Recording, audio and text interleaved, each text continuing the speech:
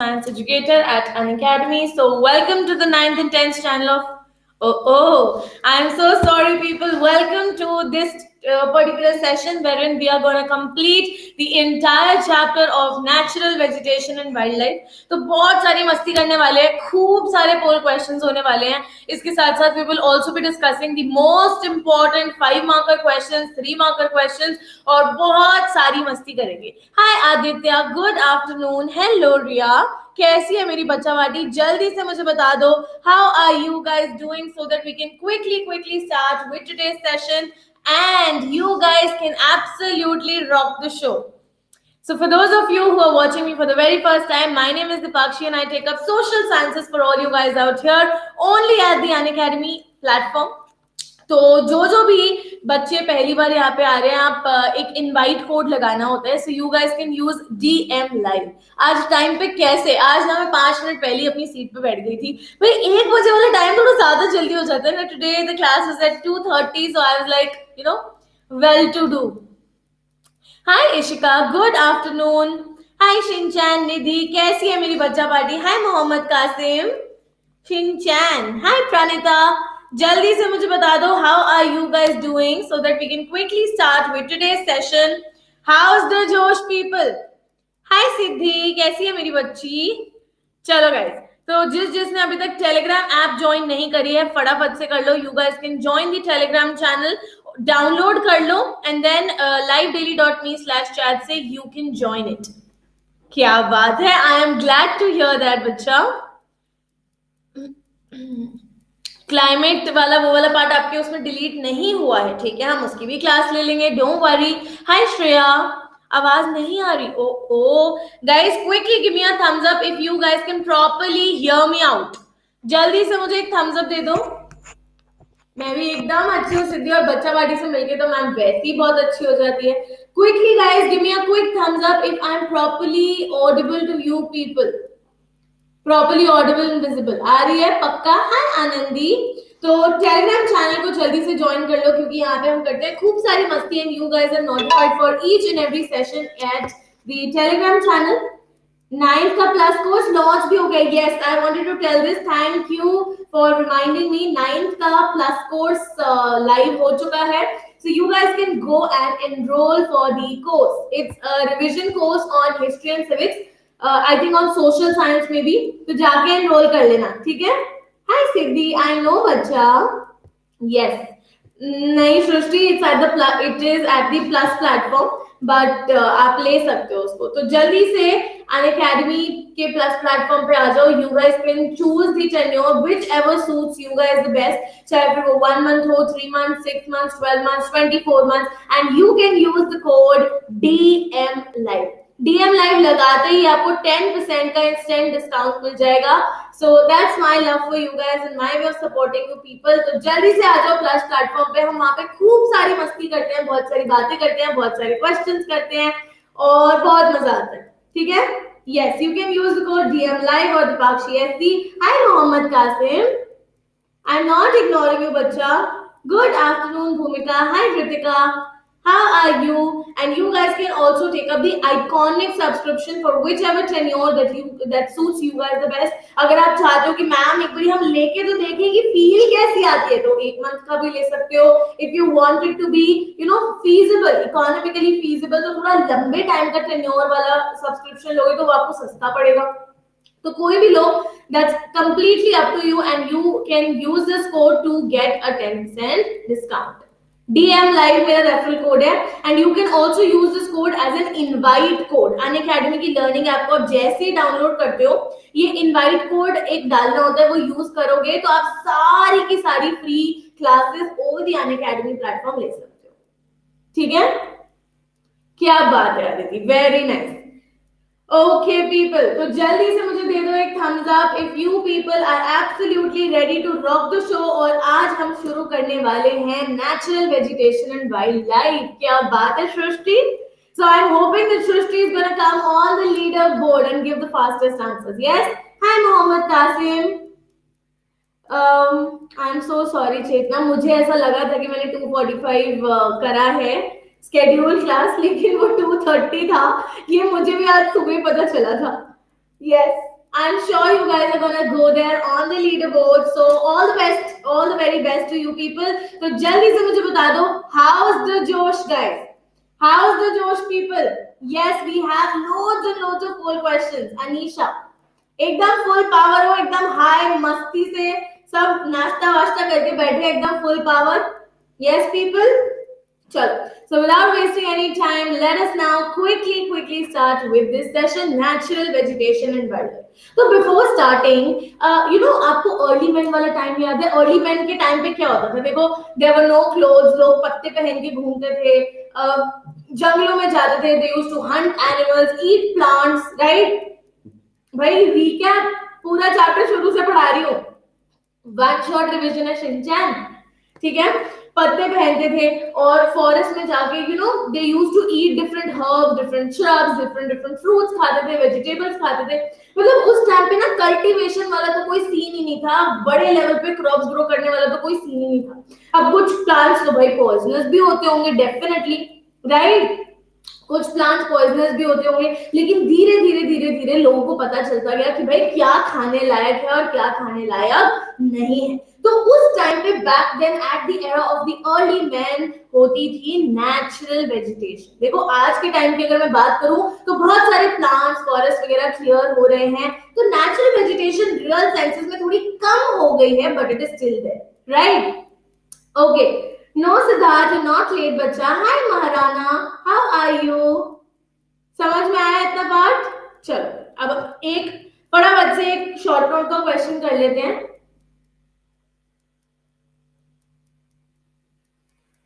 चलो, right a short note on the biodiversity of India, right? तो अगर मैं बात करूं नेचुरल वेजिटेशन की, तो भाई नेचुरल वेजिटेशन क्या होती है? नाम से पता लग रहा है, नेचुरली जो ग्रो करती हैं चीजें उनको नेचुरल वेजिटेशन बोलते हैं. और ये पर्टिकुलरली रेफर करती है टू दी प्लांट कम्युनिटी जो ग्रो हुई है विदाउट एनी ह्यूमन इंटरवेंशन. देखो वैसे तो हम ह्यूमन बींग्स को ना हर चीज में अपनी टांग अड़ाने का बहुत शौक होता है, राइट? हर चीज में हम अपनी नाक घुसा लेते हैं कि ये ऐसे नहीं, ये ऐसे होना चाहिए, इसको ऐसे नहीं, इसको वैसे करना चाहिए, इसमें इतना पानी नहीं, इतना पानी डालना चाहिए. लेकिन हम यहाँ पे उस वेजिटेशन की बात कर रहे हैं जो without any human intervention grow हुई है, which has been left undisturbed by the humans for a long period of time. और ये जो है ना, इसको हम बोलते हैं virgin vegetation. What do we call it? We call it virgin vegetation, ठीक है. और जो कल्टीवेटेड क्रॉप्स होते हैं, फ्रूट्स, ऑर्किड्स जो होते हैं, ये सारे नेचुरल वेजिटेशन नहीं होते भाई, ये तो हमने खुद ग्रो करे हैं, है कि नहीं? People, yes, are you guys with me? सबको समझ में आ रहा है? ये जो भी हम फ्रूट्स ग्रो करते हैं, वेजिटेबल्स खुद से ग्रो करते हैं, व्हीट ग्रो करते हैं, राइस ग्रो करते हैं हमारे फार्मर्स, वो नेचुरल वेजिटेशन नहीं है, क्योंकि वो तो हमने खुद कल्टीवेट करे हैं, right people? Understood this part? चलो, तो समझो कि वर्जिन वेजिटेशन होती क्या है. वर्जिन वेजिटेशन बेसिकली वो वेजिटेशन है जो प्योरली इंडिया के अंदर ग्रो हुई है, ठीक है. प्योरली जो इंडिया के अंदर ग्रो हुई है उसको हम बोलते हैं एंडेमिक या फिर इंडिजिनस स्पीशीज. क्या बोलते हैं? एंडेमिक या फिर इंडिजिनस स्पीशीज. लेकिन वो पर्टिकुलर क्रॉप्स या वो पर्टिकुलर वेजिटेशन जो बाहर से आई है, आउटसाइड इंडिया, उसको बोलते हैं एक्सोटिक प्लांट्स. क्या बोलते हैं? Exotic plants. Hi Rajneesh, hi Sumit, Deepanshu, Asma. भाई मैं इग्नोर नहीं कर रही, मैं तुमसे गप्पे मारती रहूंगी तो मैं पढ़ाऊंगी कब, है कि नहीं? वैसे तो मतलब I am very very fond of talking to you people, right? Purely Indians का मतलब होता है बच्चा जो जिनका ओरिजिन इंडिया के अंदर होता है, जो प्योरली इंडिया के अंदर ही ग्रो हुए हैं, ठीक है. एक्सक्लूसिवली इंडिजिनस, इस वर्ड का इंडिजिनस का मतलब होता है नेटिव, ठीक है. ये जो वर्ड है ना इंडिजिनस, इसका मतलब होता है नेटिव. और नेटिव क्या है? जो हमारी कंट्री के अंदर ग्रो हुए हैं. अंडरस्टूड? समझ में आती है इतनी बात? चलो, नमस्कार नमस्कार दीपांशु. ओके, तो दो टर्म्स होती है, एक होता है फ्लोरा, एक होता है फौना, ठीक है. फ्लोरा, फ्लोरा होती है सारी की सारी प्लांट स्पीशीज. यस, इंडिया के, देखो पहले तो इंडिया में ग्रो हुए थे, सबसे पहले उनका ओरिजिन जो था वो इंडिया में ही था. बाकी बाद में अगर कभी बाहर चले गए वो तो पता नहीं, right? Okay, hi Chanchal, how are you? All right guys, तो सबसे पहले देखो दो टर्म्स होती हैं, एक होता है फ्लोरा, दूसरा होता है फौना। फ्लोरा होता है पूरी की पूरी जितनी भी प्लांट स्पीशीज हैं उनको हम बोलते हैं फ्लोरा। प्लांट स्पीशीज जो एक पर्टिकुलर रीजन में एक पर्टिकुलर पीरियड ऑफ टाइम पे ग्रो होती हैं, ठीक है। Hi Shruti, hi Hafiz, how are you? Chole bhature खाए भाई, मैं भी खा के आऊंगी छोले भटूरे, मेरे मुंह में पानी आ गया छोले भटूरे सुन के। एनीवेज, ठीक है, तो वो पर्टिकुलर प्लांट स्पीशीज जो एक पर्टिकुलर रीजन में ग्रो करती हैं उनको हम बोलते हैं फ्लोरा। अब देखो फ्लोरा को आप याद कैसे कर सकते हो? फ्लोरा को याद करने के दो तरीके हैं। फ्लोरा एक तो याद हो सकती है बाय फ्लोर, ठीक है। फ्लोर मतलब सरफेस। भाई जो चीजें सरफेस पे ग्रो करती हैं वो कौन सी होती है? प्लांट्स ही तो होते हैं जो अर्थ सरफेस पे ग्रो करते हैं, तो floor. And next part is आप इसको कर सकते हो बाय फ्लावर, ठीक है। दोनों में से किसी को भी यूज करके आप फ्लोरा लर्न कर सकते हो, क्योंकि बहुत सारे बच्चों को फ्लोरा में और फौना में होती है कंफ्यूजन कि मैम फ्लोरा कौन सा होता है और फौना कौन सा होता है, ठीक है। और फौना होती है सारी की सारी एनिमल स्पीशीज। फ्लोरा और प्लांट्स में कोई डिफरेंस नहीं है, ठीक है। सारी की सारी प्लांट स्पीशीज जितनी भी होती है सबको कलेक्टिवली हम फ्लोरा बोलते हैं, ठीक है। इतनी बात समझ में आती है बच्चों पार्टी? नमस्कार Sumit, how are you? Hi Siddhi, hi Naina, good afternoon. Hello Prerna, good afternoon बच्चा पार्टी, कैसे हो आप सब? यस इजी है। हाय वैदेही, हाय इशिका। जल्दी से मुझे एक थम्स अप दे दो अगर इतनी बात हमें समझ में आती है, so that I can quickly move forward. Hi Bhumika, yes anything that is growing on the surface of earth is flora, जो फ्लोर पे ग्रो हो रही है, एकदम फुल पावर बच्चा पार्टी। चलो ठीक है, तो अगर मैं बात करूं इंडिया की, जस्ट गिव मी वन सेकंड।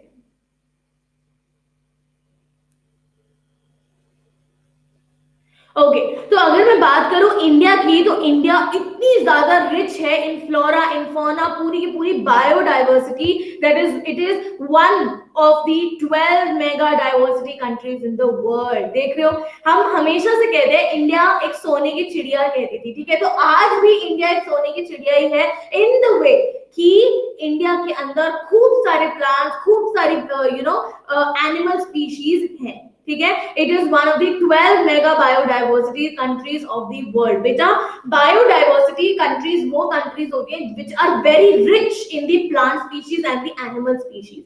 जहां पे बहुत सारी प्लांट और एनिमल स्पीशीज होती हैं उसको हम मेगा बायोडाइवर्सिटी कहते हैं, ठीक है। ओके अब नेक्स्ट, इंडिया को हम क्यों बोलते हैं mega biodiversity? So basically, it is because about 47,000 plant species in India occupies the 10th. Basically, India के अंदर 47,000 plant species है, that makes India to be on the 10th place in the world. Plant species में से 10th place पे कौन सी आती है? India. First place पे कौन सी आती है मैं गूगल करके भी थोड़ी देर में जरूर बताऊंगी सचिन, ठीक है। हाय खुशी, हाय एरम। ओके एंड अगर मैं सिर्फ एशिया की बात करूं तो एशिया में इंडिया आती है 4th पोजीशन पे। देख रहे हो मतलब क्या बढ़िया कंट्री में हम पैदा हुए हैं, है कि नहीं। 10th प्लेस पे है पूरे वर्ल्ड में और 4th प्लेस पे है पूरे एशिया में। नॉट जस्ट प्लांट्स, बहुत सारे फ्लावरिंग प्लांट्स भी हैं हमारी कंट्री के अंदर। प्लांट स्पीशीज इंक्रीज होती हैं, बिल्कुल होती हैं, डेफिनेटली होती हैं, they keep on increasing, but कुछ बढ़ती है तो कुछ कम भी होती है। कुछ अगर नई स्पीशीज जनरेट हो रही है तो कुछ ऐसी भी होती है जो पुरानी वाली एक्सटिंक्ट हो जाती है, ठीक है। हाय दिनेश, आई विल शो, अभी गूगल करके बताती हूँ भाई फर्स्ट नंबर पे कौन आता है, तो अभी मुझे भी नहीं पता, मैं गूगल करती हूँ, मुझे भी पता चल जाएगा, आपको भी पता चल जाएगा, ठीक है। यस ये कौन से पेज नंबर पे लिखा है? आई थिंक ये चैप्टर के पहले पेज पे लिखा है बच्चों।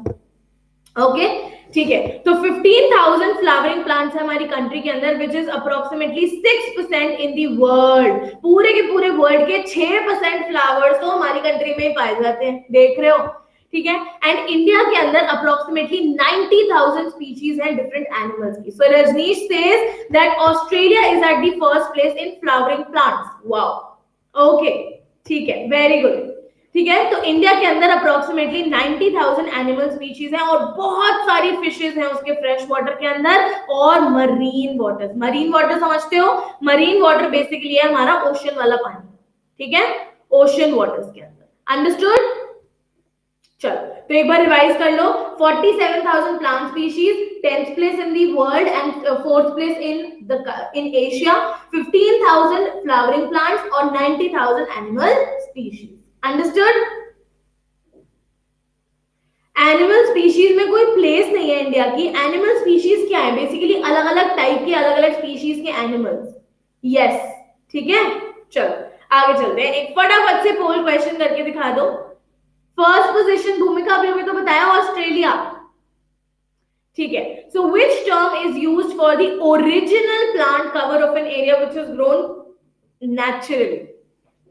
ओरिजिनल प्लांट कवर कौन सा होता है जो एक प्लेस पे ग्रो हुआ होता है naturally? Is it called a garden, agriculture, virgin vegetation या फिर इंडिजिनस स्पीशीज? सो गाइस जल्दी से हो जाए thumbs up and let me know if you people have understood the question. जल्दी से।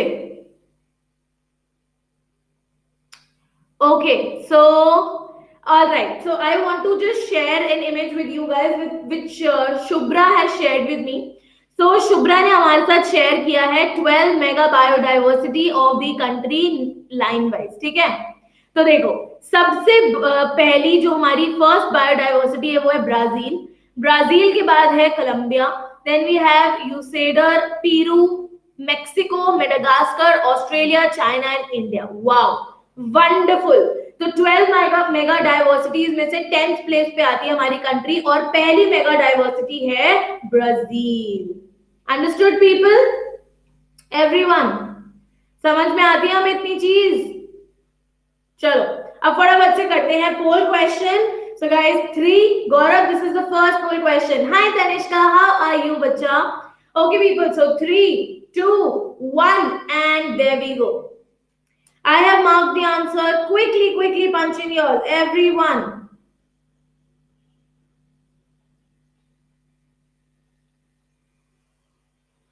Wonderful. 87% of you guys have marked the right answers. We have Shrushti being the fastest of all. फिर है एरम, कीशु, भूमिका, Deepanshu and Pihu and Anisha. Well done, you guys. Keep it up. बहुत बढ़िया, बहुत बढ़िया। And इसी के साथ time is up. The right answer is virgin vegetation. Basically वो प्लांट कवर जो ह्यूमन की टांग अड़ाए बिना ग्रो करता है, नेचुरली ग्रो करता है, उसको हम बोलते हैं वर्जिन वेजिटेशन। वर्जिन वेजिटेशन में दो टाइप की होती हैं, जो ओरिजिनली इंडिया के अंदर ग्रो हुई होती है उनको बोलते हैं इंडिजिनस वेजिटेशन, या फिर endogenic species, sorry endemic species, और जो बाहर इंडिया के बाहर ग्रो हुई होती है उनको बोलते हैं exotic species. Good afternoon, Tushar. How are you? Thank you, Rajneesh. Understood, everyone? आगे चले? चलो एक और question. Hi, Bura Bura. Okay, so which term is used for virgin vegetation which has come from outside India? जो virgin vegetation India के बाहर से आई होती है उसको हम क्या बोलते हैं? Exotic plants, endemic species, indigenous plants और नन ऑफ द अबव। देखो इंडिजिनस का मतलब ही होता है नेटिव। नेटिव कौन होते हैं? जो अपनी कंट्री में ग्रो हुए हो। तो अगर मैं इंडिया की बात करूं, इंडिया के नेटिव क्रॉप प्लांट्स कौन से होंगे जो इंडिया के अंदर जिनका ओरिजिन हुआ हो? जैसे कि टीक हो गया आपका, फिग हो गया आपका, ये सारे इंडियन ओरिजिन के प्लांट्स हैं, ठीक है। Understood everyone? चलो, तो कौन सा ऐसा वर्जिन वेजिटेशन होता है which has come from outside the country? Exotic, endemic, indigenous और none of the above. So people 3, 2, 1 and there we go. I have marked the answer. Quickly punch in yours, everyone. We will surely do this, Rajneesh. ये chapter के and में ये पूरा एक topic है, हम कर लेंगे, थोड़ा सा टाइम दो। यस, लीडरवुड दिखा दूंगी इस क्वेश्चन में। गोलगप्पा क्वेश्चन, क्या बात है। 81% of you guys have marked the right answer. We have Aram being the fastest of all. फिर है अदिति, प्रिया, Anish and Siddhi. Well done.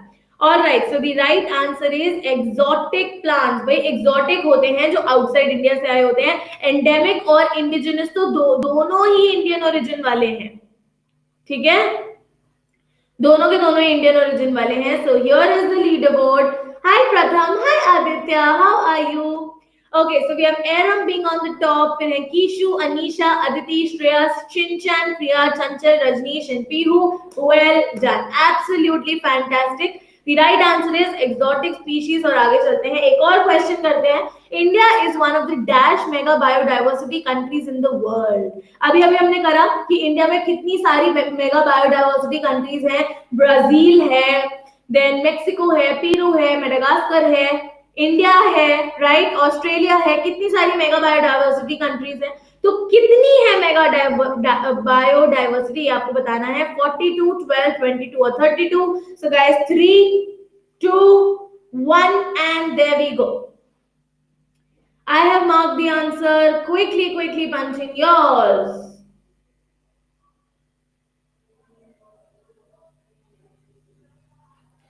Okay 86% ने दिया है सही जवाब. क्या बात है. क्लास कब तक चलेगी? I will try my level best to wind up the entire chapter in 1 hour 15 minutes maximum. 1 घंटे में हो जाए तो बहुत ही बढ़िया है. अगर 1 घंटे में थोड़ा सा एक्सीड करता है तो 1 घंटा 15 मिनट मैक्सिमम. ठीक है, बहुत ही बढ़िया. It's okay. The right answer is 12. There are a total of 12 mega biodiversity countries in our world, one of which is India. Yes, कभी कभी बहुत प्राउड फीलिंग आती है ना, हम अपनी कंट्री के बारे में जब इतनी सारी बढ़िया बढ़िया बातें सुनते हैं, है कि नहीं. ओके, आगे चलते हैं. Describe how rainfall and relief influence the vegetation of an area. With 3 marks का क्वेश्चन आता है पेपर के अंदर. 3 मार्क्स का नोट लिखने के लिए आता है. बेसिकली इस पार्ट के अंदर हमें ये बताना होता है कि कौन कौन से डिफरेंट फैक्टर्स होते हैं जो हमारे कौन कौन से डिफरेंट फैक्टर्स होते हैं जो हमारी वेजिटेशन को इन्फ्लुएंस करते हैं. ठीक है, what are the different factors जो हमारी वेजिटेशन को क्या करते हैं, इन्फ्लुएंस. राइट, चलो. तो factors affecting natural vegetation and wild life. तो सबसे पहले बात आती है लैंड की. तो रिलीफ की अगर हम बात करें, इसको आप कैसे याद कर सकते हो? You can learn it as rate. ठीक है, R for relief and 8 for climate. ठीक है, 2 फैक्टर्स होते हैं, एक होता है रिलीफ और एक होता है क्लाइमेट. तो हम याद कर सकते हैं रिलीफ और क्लाइमेट. अंडरस्टूड. क्लाइमेट का सेशन ले लूंगी एक दिन बच्चा, don't worry, no worries at all. ठीक है, चलो. तो सबसे पहले बात करते हैं रिलीफ की. रिलीफ के अंदर ना देखो 2 चीजें आती है, एक होता है लैंड और दूसरा होती है सॉइल. लैंड और मिट्टी. अब बात करी जाए अगर लैंड की, तो भाई देखो लैंड एक ऐसी चीज है विच इज फिक्स्ड. राइट, हम हर साल ग्रो होते हैं. जैसे अगर इस साल मैं 23 इयर्स की हुई हूँ तो नेक्स्ट साल मैं कोई 15 साल की तो होंगी नहीं, नेक्स्ट साल मैं 24 की होंगी ना, है कि नहीं.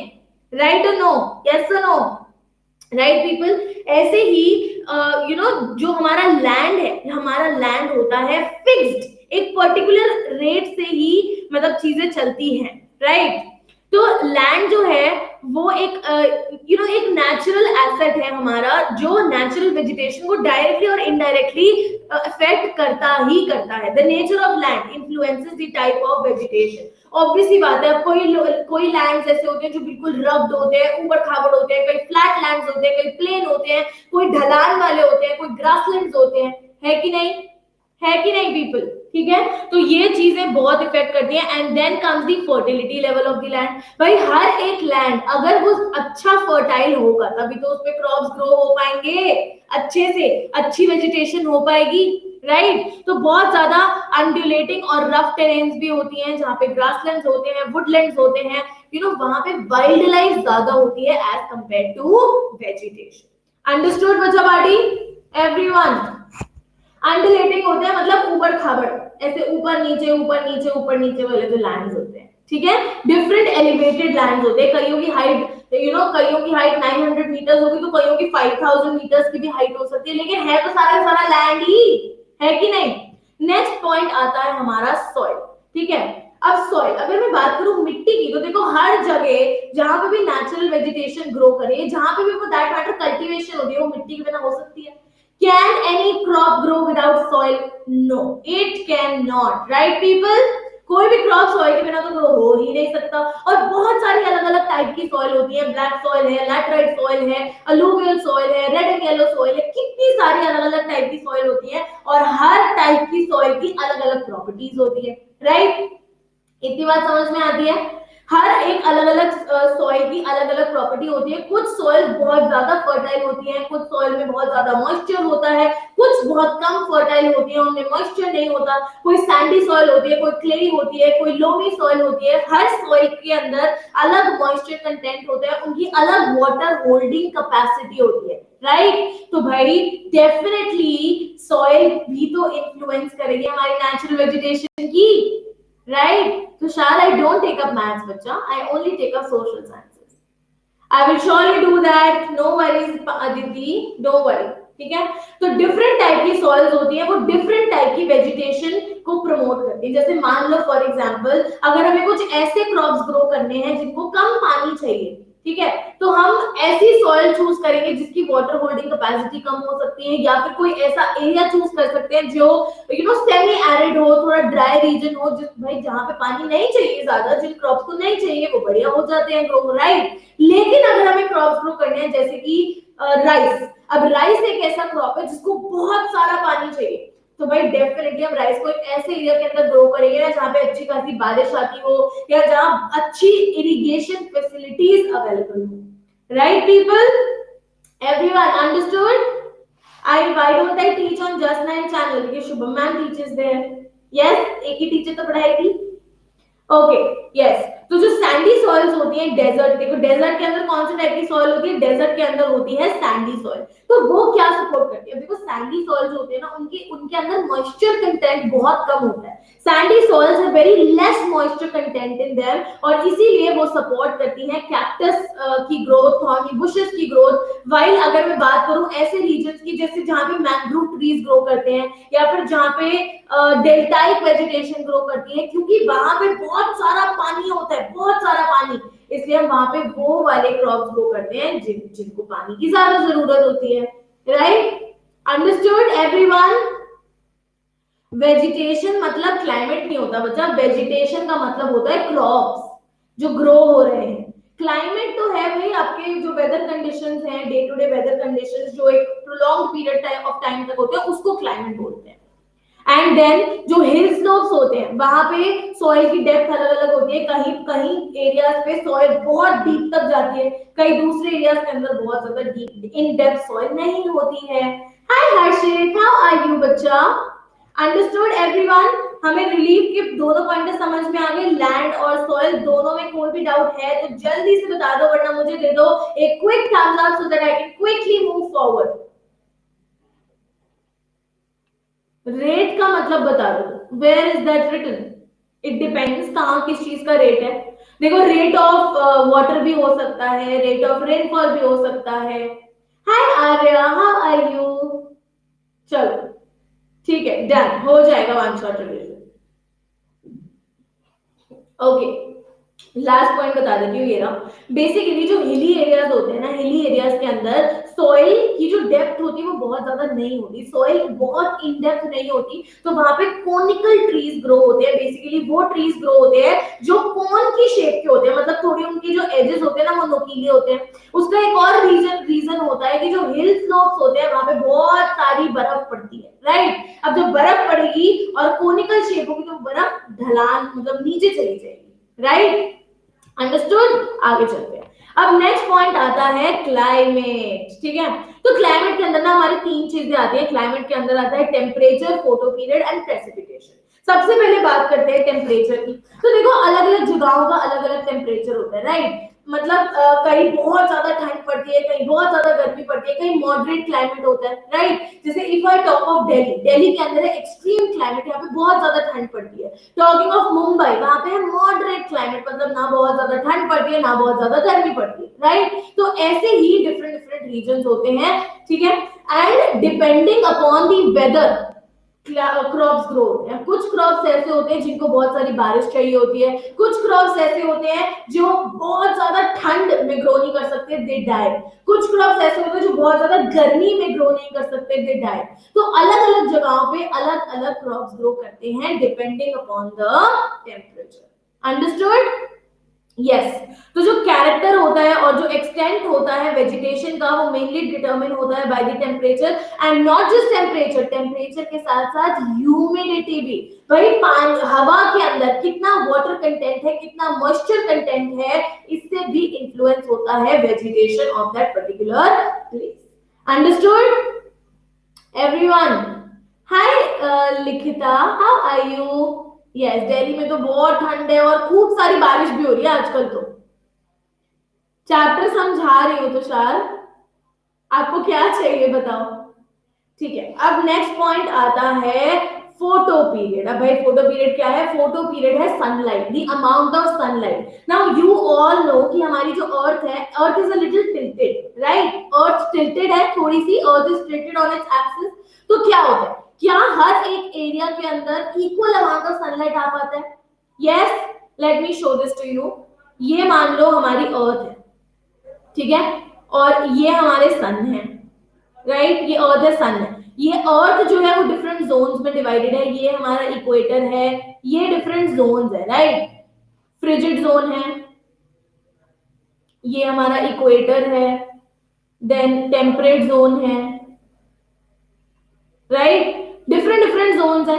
तो जो हमारा जो इक्वेटर वाला एरिया है वहां पे तो डायरेक्ट सनरेज आती हैं, लेकिन क्या पोल्स वाले एरिया में डायरेक्ट सनरेज जा पाती है? नो, डायरेक्ट सनरेज नहीं जा पाती है, राइट? तो जब पोल्स वाले एरिया में हम डायरेक्ट सनरेज नहीं पहुंच पाती है, तो मतलब अमाउंट ऑफ सनरेज जो अलग अलग जगहों पे जा रही है वो अलग अलग है, राइट?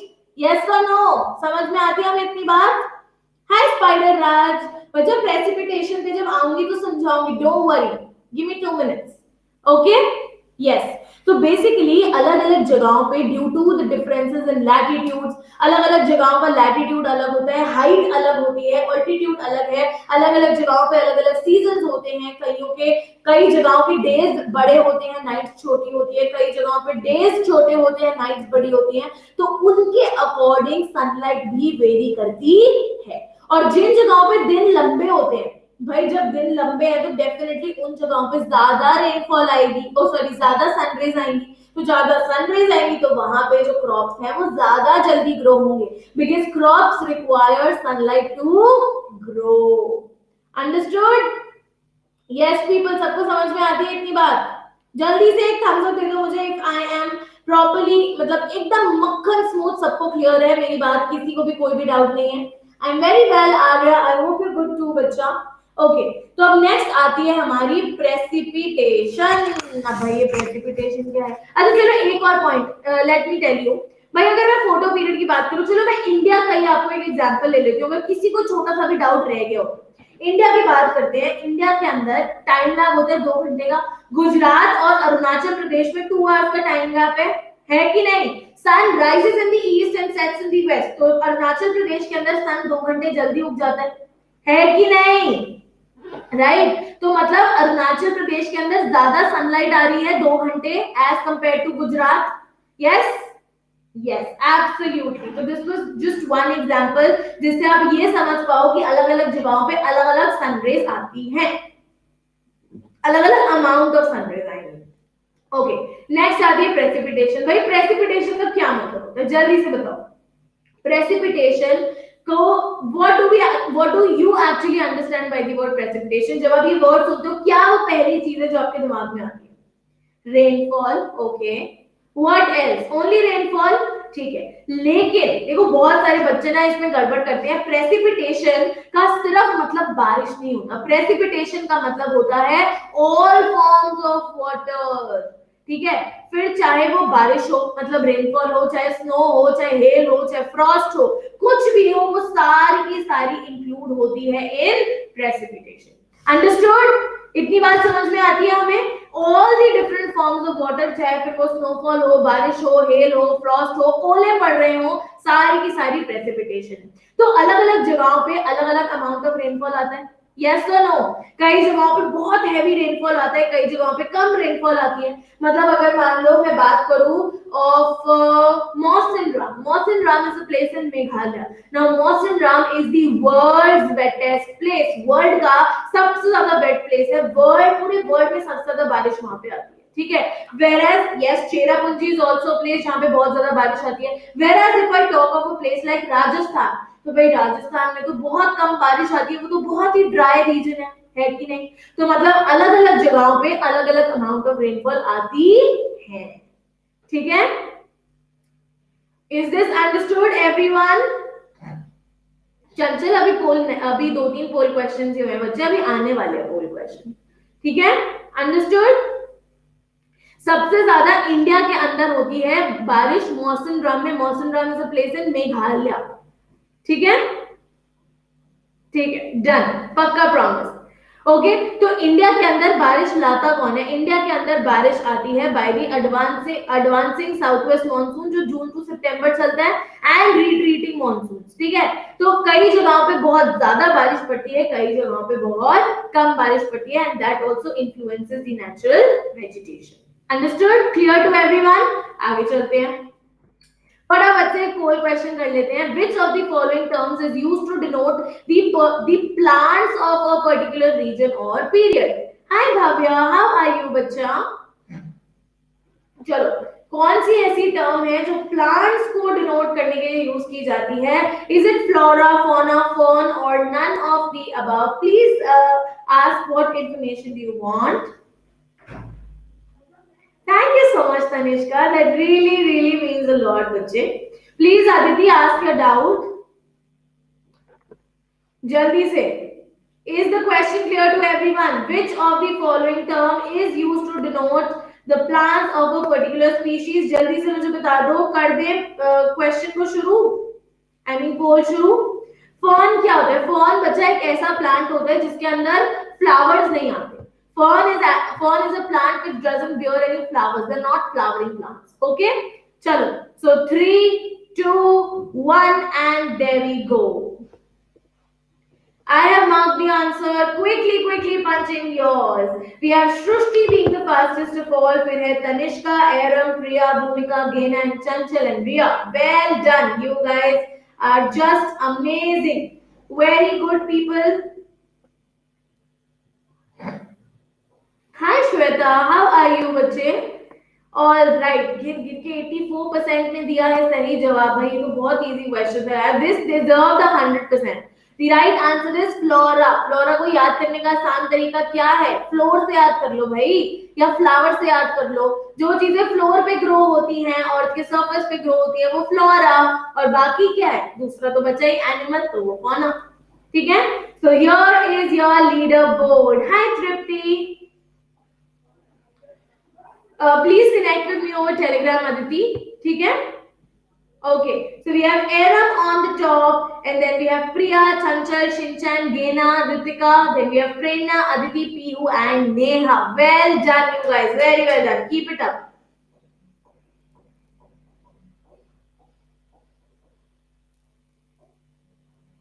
ओके चलो, तो flora is the right answer. आगे चलते हैं, अब बात करते हैं फॉरेस्ट की, इंपॉर्टेंस ऑफ फॉरेस्ट। भाई आपको क्या लगता है हमारे लिए फॉरेस्ट इंपॉर्टेंट है कि नहीं है? जल्दी से मुझे बता दो। What according to you is it? क्या हमारे लिए फॉरेस्ट इंपॉर्टेंट है कि नहीं? बेकार से होते हैं, क्या फायदा फॉरेस्ट का, क्या फायदा पेड़ का, पौधों का? हाय तृप्ति। Yes, they are very important to us. Forests are very important, right? मैं बताती हूँ कैसे, ठीक है। तो देखो, अगर मैं बात करूँ फॉरेस्ट की, सबसे पहले देखो फॉरेस्ट ना एक रीन्यूएबल रिसोर्स है, राइट। रीन्यूएबल रिसोर्स कैसे है फॉरेस्ट? रीन्यूएबल रिसोर्स इसलिए है फॉरेस्ट क्योंकि आपको क्या, अब आप मुझे एक बात बताओ, अगर मान लो आप एक जगह से एक पेड़ काट दो, तो भाई क्या वो जिंदगी भर दोबारा कभी ग्रो ही नहीं करेगा? हम कितने सारे पेड़ों के पत्ते तोड़ते रहते हैं, तो क्या वो पत्ते दोबारा नहीं आते? हम कितने सारे पेड़ों के फ्लावर्स तोड़ते रहते हैं, क्या फ्लावर्स दोबारा नहीं आते? आते हैं ना। तो दैट मीन्स फॉरेस्ट जो है वो रीन्यूएबल रिसोर्सेज हैं, और वो हमारे अर्थ के ऊपर एक बहुत मेजर रोल प्ले करते हैं to enhance the quality of the environment. अब वो कैसे? Thank you so much Tanu, thank you बच्चा। ओके, तो बेसिकली हमारी इन्वायरमेंट की क्वालिटी कैसे एनहांस करते हैं, जल्दी से बता दो। भाई फॉरेस्ट होते हैं ऑक्सीजन की वर्ड, फॉरेस्ट पेड़ हमें ऑक्सीजन देते हैं कि नहीं? और साथ साथ पेड़ जो है वो हमारी इन्वायरमेंट को प्योरीफाई भी करते हैं, क्योंकि वो कार्बन डाइऑक्साइड इनहेल कर रहे हैं और एक्सहेल कर रहे हैं ऑक्सीजन, मतलब they are purifying the environment. तो मतलब इनहांस कर रहे हैं हमारी इन्वायरमेंट की क्वालिटी को। उसके साथ साथ लोकल क्लाइमेट भी मॉडिफाई करते हैं। भाई जिन जगहों पे बिल्कुल पेड़ पौधे नहीं होते ना, वहां पे बहुत गर्मी होती है। क्यों गर्मी होती है? क्योंकि कार्बन डाइऑक्साइड से तो हमारे अर्थ का जो टेम्परेचर है वो बढ़ता है, राइट। और पेड़ कार्बन डाइऑक्साइड अब्सॉर्ब करते हैं अपने अंदर, है कि नहीं? यस बच्चा, there are loads of coal questions Tanu. Thank you so much Mohammad Qasim. Hi Chetna, welcome back. Okay, ठीक है। तो इसलिए वो लोकल क्लाइमेट को भी मॉडिफाई करते हैं। Then they control soil erosion. अब नाउ मैम, तो सॉइल इरोजन कैसे कंट्रोल करते हैं? देखो, सीधी सी बात है भाई, पेड़ों की लंबी लंबी रूट्स होती हैं, जैसे हमारी लंबी लंबी जटाएं होती हैं, लंबे लंबे बाल होते हैं लड़कियों के, वैसे प्लांट्स के भी लंबे लंबे रूट्स होते हैं। और वो रूट्स कहाँ होते हैं? वो रूट्स होते हैं सॉइल के अंदर, राइट। तो जब रूट सॉइल के अंदर, तो सॉइल को एक साथ बाइंड करके रखते हैं कि नहीं? और अगर सॉइल को बाइंड करके रखेंगे तो सॉइल इरोजन भी तो कंट्रोल होगा। अगर हम पेड़ों को काटते जाएंगे काटते जाएंगे काटते जाएंगे तो क्या होगा? सॉइल बाइंड नहीं होगी और सॉइल की जो टॉप लेयर है वो इरोड होती जाएगी, उड़ती जाएगी, and that will make soil less fertile. Yes people, समझ में आती है इतनी बात हमें? So that is how we can say कि सॉइल इरोजन को भी कंट्रोल करते हैं हमारे प्लांट्स, हमारे फॉरेस्ट। रिन्यूएबल रिसोर्सेज को एक्सप्लेन करती हूँ दोबारा। देखो भाई, प्लांट्स जो हैं वो रीग्रो करते हैं, राइट। अगर हम एक पेड़ को काट दें तो वो पेड़ दोबारा भी तो उगेगा, and that will grow again, right. अगर हम कहीं पे एक मैंगो सीड सो कर दे तो वो मैंगो का प्लांट बन जाएगा। अगर हम कहीं पे कोई किसी भी प्लांट की सीड्स को सो करते तो वो प्लांट उग जाता है ना, है कि नहीं? ये तो नहीं कि अगर एक बार प्लांट काट दो तो वो जिंदगी में कभी दोबारा ग्रो ही नहीं करेगा, करेगा ना। So that is why they are called renewable resources. Understood? Yes. Next point आता है that it regulates the stream flow. Stream flow, streams क्या होते हैं भाई? नदियां, ठीक है। स्ट्रीम्स होती हैं नदियां, तो वो रेगुलेट करता है स्ट्रीम फ्लो को भी, and it supports a variety of industries. बहुत सारी, आप छोटी से छोटी चीज ले लो भाई, कपड़े, कपड़े तो सारे पहनते हैं ना, बिना कपड़ों के तो कोई नहीं घूमता। और भाई इतनी ठंड हो रही है, हमें कपड़े पहनने की बहुत जरूरत है, वरना तो हमारी कुल्फी जम जाएगी, है कि नहीं? है ना? यस। तो बेसिकली आप कॉटन इंडस्ट्री, आप टेक्सटाइल इंडस्ट्री ले लो। कॉटन कहाँ ग्रो होती है? कॉटन पहले तो फॉरेस्ट में ही ग्रो होती थी, राइट। आप कॉटन ले लो, आप फर्नीचर ले लो, आप टिम्बर ले लो, आप पेपर ले लो। पेपर कितने ज्यादा इंपॉर्टेंट है मेरी बच्चा पार्टी के लिए, तो पेपर बहुत इंपॉर्टेंट है कि नहीं? भाई स्कूल जाते हैं, रजिस्टर बनाने होते हैं, पेपर लिखने होते हैं, किस पे लिखते हो एग्जाम?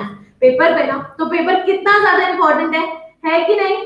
तो वो कहाँ से आता है? वो आता है हमारी इंडस्ट्री से, ठीक है। तो they the plants, the forest actually support a lot of industries. Understood? And इसके अलावा बहुत सारे लोग ऐसे भी होते हैं, बहुत सारे लोग ऐसे भी होते हैं जिनका पूरा लाइवलीहुड ही हमारे फॉरेस्ट पे डिपेंड करता है। भाई वो लोग जाते हैं, लकड़ियां काटते हैं, कुछ फ्रूट्स कलेक्ट करते हैं, वहां से उनको बाजार में जाके बेच देते हैं, लकड़ी को बाजार में जाके बेच देते हैं, राइट। और कुछ लोग ऐसे भी होते हैं जो अपने अपने कैटल को, अपनी भेड़ बकरियों को वहां चराने, फॉरेस्ट में घास चराने के लिए लेके जाते हैं। तो इन सब की लाइवलीहुड किस चीज पे डिपेंड कर रही है? भाई फॉरेस्ट पे डिपेंड कर रही है। Understood? And they also offer a panoramic or scenic view. Panoramic का मतलब होता है बेसिकली अट्रैक्ट करते हैं फॉरेस्ट हमें, ठीक है। They provide beauty to our country. समझ में आती है? ठीक है। पैनोरामिक का मतलब होता है सीनिक ब्यूटी प्रोवाइड करते हैं। Understood everyone? जल्दी से मेरे को दे दो एक thumbs up if you people have understood the importance of forest, क्योंकि ये भी बहुत इंपॉर्टेंट क्वेश्चन है। 3 मार्क्स में भी आ सकता है और 5 मार्क्स में भी आ सकता है। Quickly, if you guys have any doubts, please do ask me.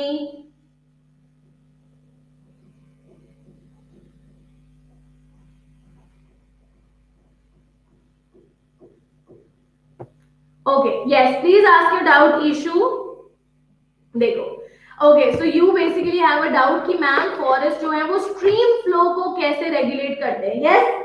और इसके अलावा और कोई डाउट? अभी बताती हूँ। देखो, अब जो फॉरेस्ट है वो they are responsible for actually capturing water from the atmosphere. Obviously देखो, रेनफॉल इंक्रीज हो रही है, फॉग कंडेंस होती है, राइट। तो फॉरेस्ट जो है वो रिस्पॉन्सिबल होते हैं ताकि वो कैप्चर कर पाए वाटर फ्रॉम द एटमॉस्फेयर। और इससे basically this effect is enhanced by the taller trees, और जो रफर कैनोपी के ट्रीज होते हैं इन दी फॉरेस्ट, तो दैट इज द रीजन वो ग्राउंड वाटर का जो पूरा का पूरा सिस्टम है वो एनहांस होता है। भाई एक बात सोचो ना, अगर पानी गिर रहा है, अगर मिट्टी के ऊपर पानी गिर रहा है, फॉरेस्ट के ऊपर पानी गिर रहा है, तो सारा का सारा पानी कौन अब्सॉर्ब करेगा? मिट्टी अब्सॉर्ब करेगी, और वो नीचे जाएगी, वो ग्राउंड वाटर के अंदर चला जाएगा, राइट, और उससे हमारे वाटर टेबल का लेवल भी बढ़ेगा, right. So that is how it actually regulates the stream flow. Understood? जल्दी से बता दो, अब समझ में आया कि फॉरेस्ट कैसे रेगुलेट करते हैं स्ट्रीम के फ्लो को। बेसिकली पानी गिरता है, मिट्टी पानी अब्सॉर्ब करती है, वो नीचे ग्राउंड वाटर में जाता है, वाटर टेबल का लेवल बढ़ जाता है, and that is how it rejuvenates, water is rejuvenated in the nature. ठीक है, चलो आगे चलते हैं। इसके साथ साथ सारे के जो फॉरेस्ट होते हैं वो विंड फोर्स और टेम्परेचर को भी कंट्रोल करते हैं, वो रेनफॉल भी लाते हैं, राइट। Hi Anjali, how are you बच्चा? ओके, एंड इसके साथ साथ they also provide humus to the soil. Now you guys must be thinking ma'am humus कैसे प्रोवाइड, भाई क्या होती है हमस? हमस होती है dead and decaying matter. Humus is actually made by all the dead and decaying matter which is there. अब अगर हम फॉरेस्ट की बात करें, फॉरेस्ट के अंदर बहुत सारे जीव जंतु होते हैं, बहुत सारे जो धरती पे आया है उसको जाना भी है, राइट। तो बहुत सारे एनिमल्स या बहुत सारे कीड़े मकोड़े ऐसे होते हैं जो मर जाते हैं। अब वो मर के कहाँ जाएंगे? वो बेचारे सारे के सारे सॉइल में ही हो जाते हैं mix, and not just the animals, even the plants. जो dead plants होते हैं वो सारे के सारे मिट्टी में ही जाके मिल जाते हैं, and it makes the soil more fertile. Hi Ashu, how are you? ठीक है, इसके साथ साथ जो इंडिया की नेचुरल वेजिटेशन है उसमें बहुत सारे चेंजेस आ गए हैं, जैसा कि अभी मैंने आपको थोड़ी देर पहले बताया था। यस, एब्सोल्युटली राइट सिद्धि। ठीक है, जैसा कि मैंने आपको बताया था थोड़ी देर पहले कि पहले के टाइम पे नेचुरल, अर्ली मैन के टाइम पे बहुत सारी नेचुरल वेजिटेशन थी, लेकिन अब बिकॉज जो लोग हैं वो कंटिन्यूअसली ट्रीज को काटे जा रहे हैं, पेड़ पौधों को काटे जा रहे हैं, कहीं बिल्डिंग्स बना रहे हैं, कहीं खुद कल्टीवेशन कर रहे हैं। भाई खाना खाना है, खाना खाने के लिए उगाना भी तो पड़ेगा खाना। अगर हमें रोटी खानी है तो उसके लिए बीट उगानी भी तो पड़ेगी, ग्रो भी तो करनी पड़ेगी, और कहाँ ग्रो करोगे? सर पे थोड़ा ना ग्रो होगी बीट, लैंड पे तो होगी, राइट। तो उसकी वजह से जैसे जैसे पॉपुलेशन बढ़ती जा रही है, वीट की प्रोडक्ट रिक्वायरमेंट बढ़ती जा रही है, वैसे वैसे फॉरेस्ट क्या हो रहे हैं? क्लियर। ठीक है, तो basically no more natural in the real sense, right. अब एक्सेप्ट इन सम एरियाज, जैसे जो आइलैंड एरियाज हैं या फिर जो ऐसे कुछ बहुत ही घने फॉरेस्ट हैं, सिर्फ उनके अलावा ज्यादातर एरियाज जो है वो मॉडिफाई हो चुके हैं और अब वो नेचुरल नहीं रहे हैं, वहां पे ह्यूमन ऑक्यूपेंसी आ गई। Understood everyone? Give me a quick thumbs up, please ask your doubt Rajneesh once. मैंने देखा नहीं, जल्दी से पूछ लो क्या डाउट है, so that I can quickly answer and move forward. और जिसको भी समझ में आ गया जल्दी से मुझे दे दो एक थम्स अप, आगे पोल क्वेश्चन आने वाला है।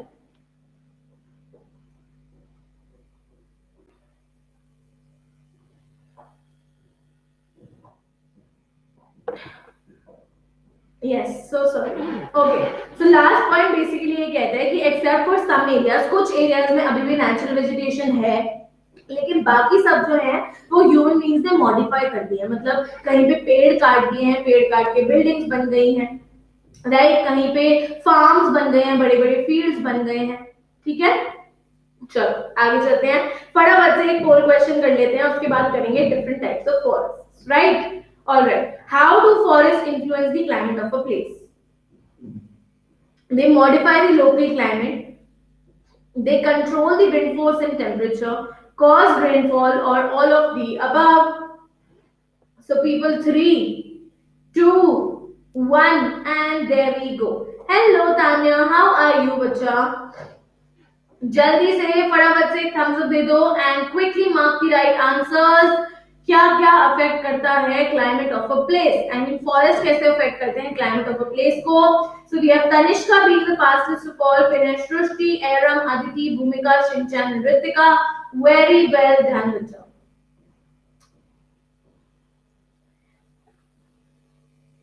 Okay, so my email ID is dipakshi.mani@unacademy.com.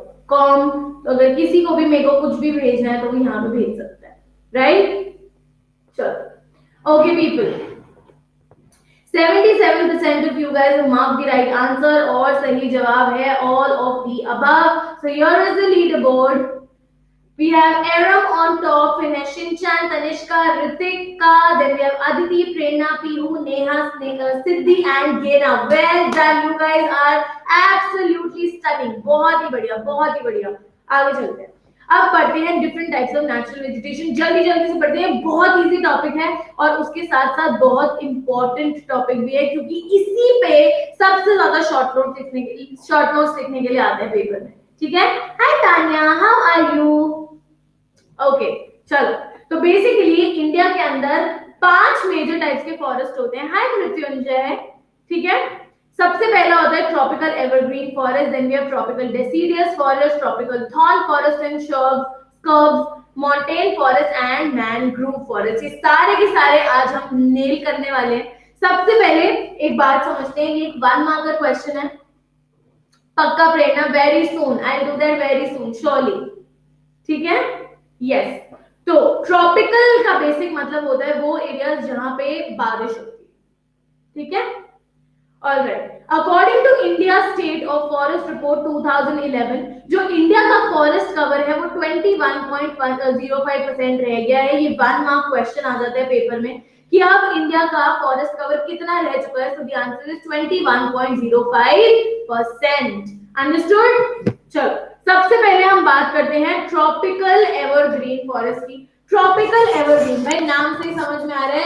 Evergreen मतलब जो भाई 24 महीने, सॉरी 12 महीने 24 घंटे क्या रहते हैं, हरे भरे रहते हैं, उनके पत्ते गिरते नहीं हैं. ठीक है. वो होते हैं ट्रॉपिकल एवरग्रीन फॉरेस्ट. और यहाँ पे मतलब बहुत सारी पड़ती है बारिश. They are there in the areas where there is loads of rainfall. It's okay Tanya, बच्चा रिकॉर्डेड वीडियो देख लेना, कोई टेंशन नहीं है. ठीक है. चलो, तो सबसे पहले कहां पाए जाते हैं ट्रॉपिकल एवरग्रीन फॉरेस्ट? ये पाए जाते हैं वेस्टर्न घाट्स में, इन आइलैंड ग्रुप्स में of Lakshadweep, Andaman and Nicobar and the upper parts of Assam and Tamil Nadu का कोस्ट. ठीक है. बेसिकली ये सारे के सारे वो एरियाज हैं which receive lot of rainfall. ठीक है. उसके साथ साथ ये उन एरियाज में सबसे बेस्ट ग्रो करते हैं जहां पे 200 सेंटीमीटर से ज्यादा की रेनफॉल आती है. ठीक है. More than 200 centimetre of rainfall. और यहाँ की जो ट्रीज होते हैं ना वो भी अच्छे खासे हट्टे कट्टे लंबे चौड़े होते हैं. 60 मीटर्स और इवन अबव की हाइट होती है यहाँ की ट्रीज की.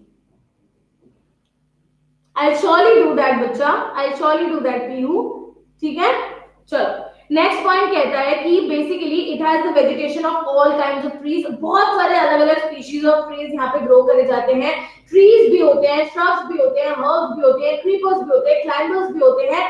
मल्टी लेयर्ड स्ट्रक्चर बन जाता है. मल्टी लेयर्ड स्ट्रक्चर कैसे बन जाता है?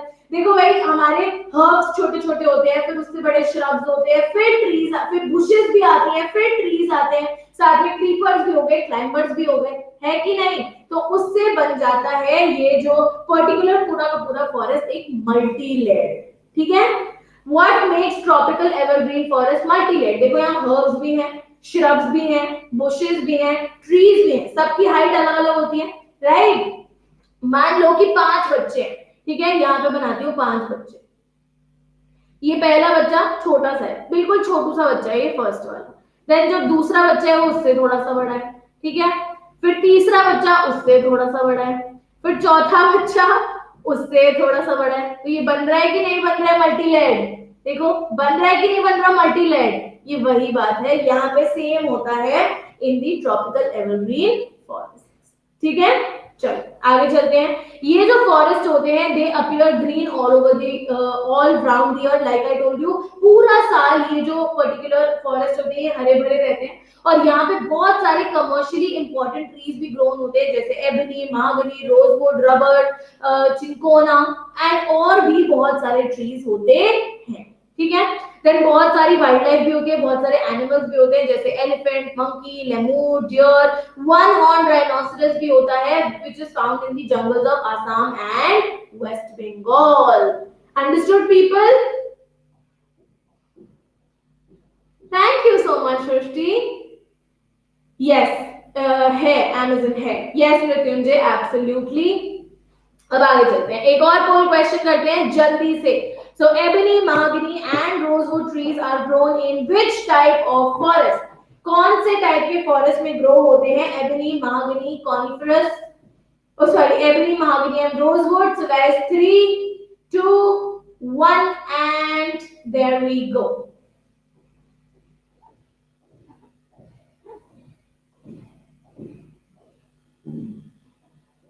ओके तो ये जो 15% बच्चों ने none of the above answer mark किया है, let me tell you one more thing कि जो ट्रॉपिकल एवरग्रीन फॉरेस्ट होते हैं उनका दूसरा नाम होता है tropical rain forest, and they are known as tropical rain forest क्योंकि वहां पे क्या होती है, बहुत सारी बरसात, बहुत सारी बारिश।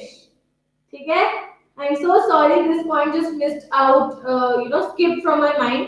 ट्रॉपिकल एवरग्रीन फॉरेस्ट का दूसरा नाम होता है ट्रॉपिकल रेन फॉरेस्ट। ठीक है, they are also known as tropical rain forest. Understood?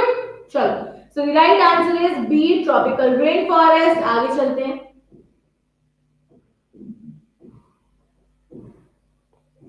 Okay, next question.